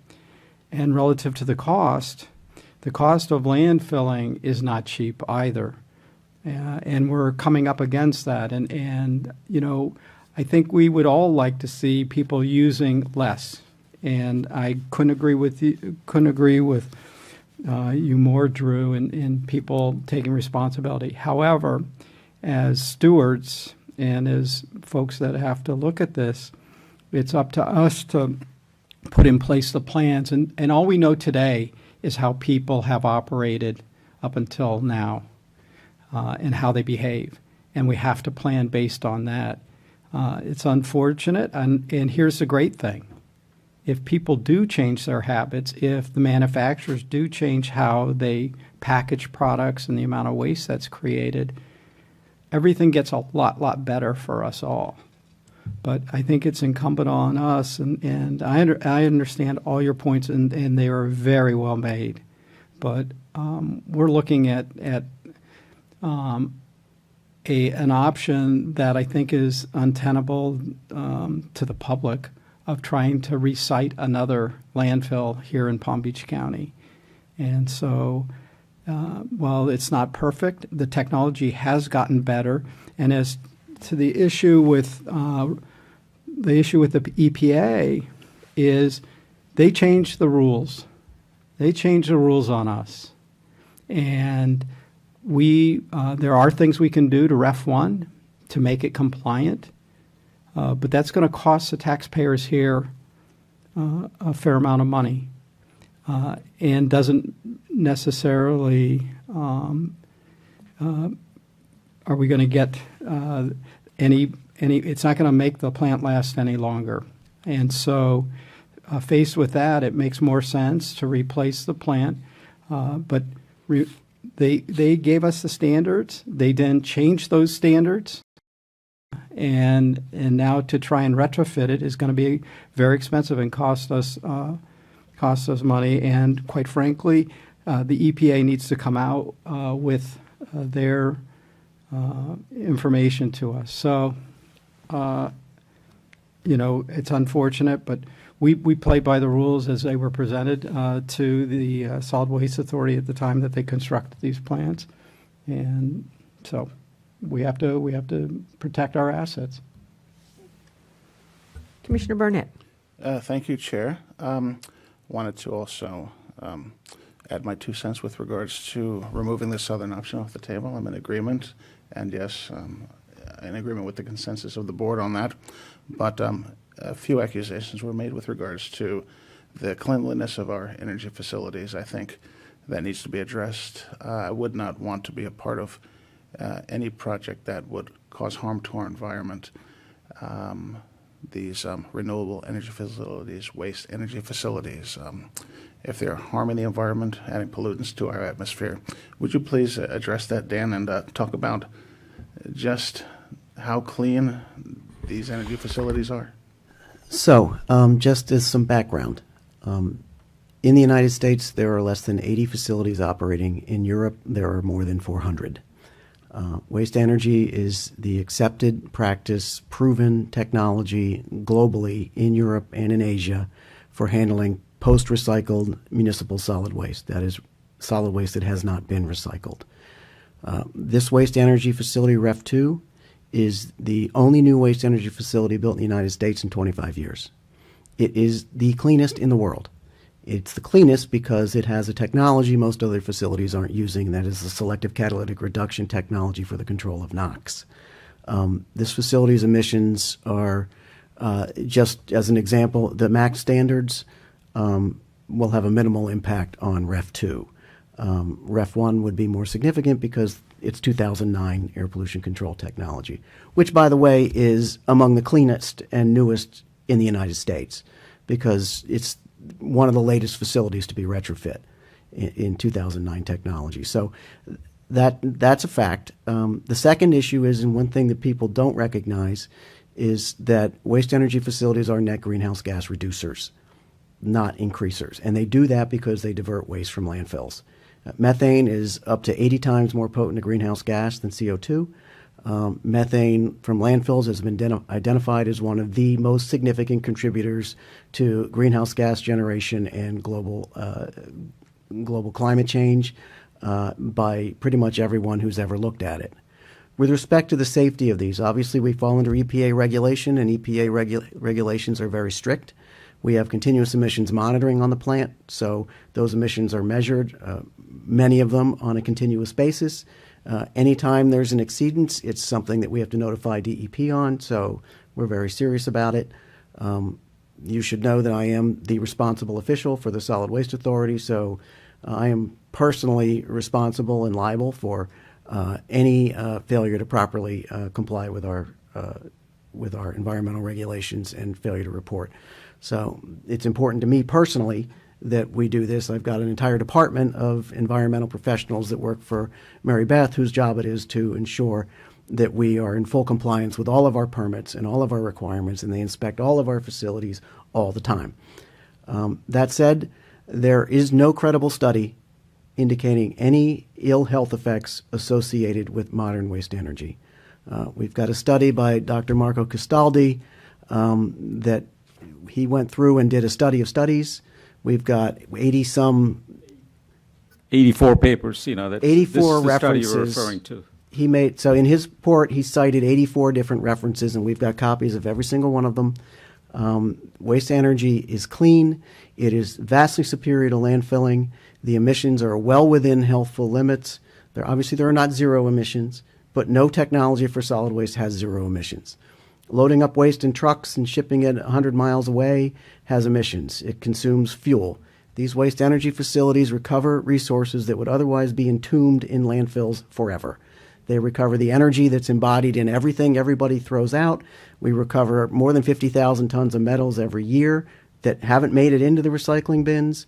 We're recovering ash and aggregate from ash that can be used in construction instead of using virgin ores or even other recycled ores. And even the metals themselves, those metals can be returned into commerce very easily and without the impact of mining and refining. But we have the studies to indicate it. We wouldn't do anything if we thought it was unhealthful. Thank you for that. You said that it would be impossible to have zero emissions, yet these energy facilities are net greenhouse gas reducers. How does that work? They're net greenhouse gas reducers because the facility does generate CO2 out the stack, but the methane that it prevents being emitted, it vastly exceeds the amount of CO2 emissions from the stack. So that's how they reduce greenhouse gas, by diverting waste from landfills. Waste energy plants, you look at, people want to compare waste energy to other types of, like solar, for example. Waste energy plants do two things. Other types of plants do one thing. They generate electricity. Our plant generates electricity as a byproduct, but it also reduces the volume of waste by 90%, diverts waste from landfills, recovers materials that would otherwise be landfilled, and as such, again, results in a net greenhouse gas reduction. I hope that explains it. So it's in comparison to landfilling. I will say there are technologies available going forward, potentially, that we could look at. CO2 capture is an option for some of these plants. The technology is evolving. It's there in some cases. And the CO2 that we could capture from this plant could potentially put back into commerce and reused either industrially. You can clean it to industrial level, or you can even clean it to food grade level if you want to make that kind of an effort. So that's another option that's also available to make it cleaner. Thank you. I do apologize, Chair, if we got off track with my question. But I think it's important that some of this misinformation that's going around about the results or the emissions from our waste energy facilities causing harm to the environment be countered here in public or in a campaign to inform the public, to guide them away from any misinformation that's being spread by some of these groups. Is that being done? We will, as part of this process, do what we did when we, in the REF 2 planning process, is we will put out fact sheets, we will meet with community people, we will go around the county and talk to people and explain the technology to them, as we did before. So yes, we will put all of that out, and we are prepared to put all of that information out, as you can see sitting on the desk over there. So we will do outreach, we will put out the factual information, and the one thing to point out that's really important is this new facility is going to be cleaner than the existing one. Right. So existing REF 1 is going to be replaced with the newest technology, and this new technology is even cleaner than what's in that current facility. So by the time we're done, the emissions from this site will be better than they are today. Thank you very much for correcting the record. Thank you. Commissioner Woodward. Thank you, Chair. You actually took care of some of what I was going to say, both of you. Thank you on that. And thank you for bringing up the European markets, because it was something some actual friends of mine brought up, that they're like, we can't believe you even have landfills here, but land is very much at a premium there. They would never use their land for such purpose. And someone that comes from the South and drives through Georgia on a regular basis, I see what landfills look like. And it's more alarming to me than ever, having been exposed to this and see what we do, that there are parts of the country that are very much just piling garbage on land and then covering it up. And I agree, it would be wonderful if we did not have garbage. If we could get to zero garbage, that would be fantastic. I mean, my husband and I and our 2 dogs generate very little garbage. Most of our stuff is recycling.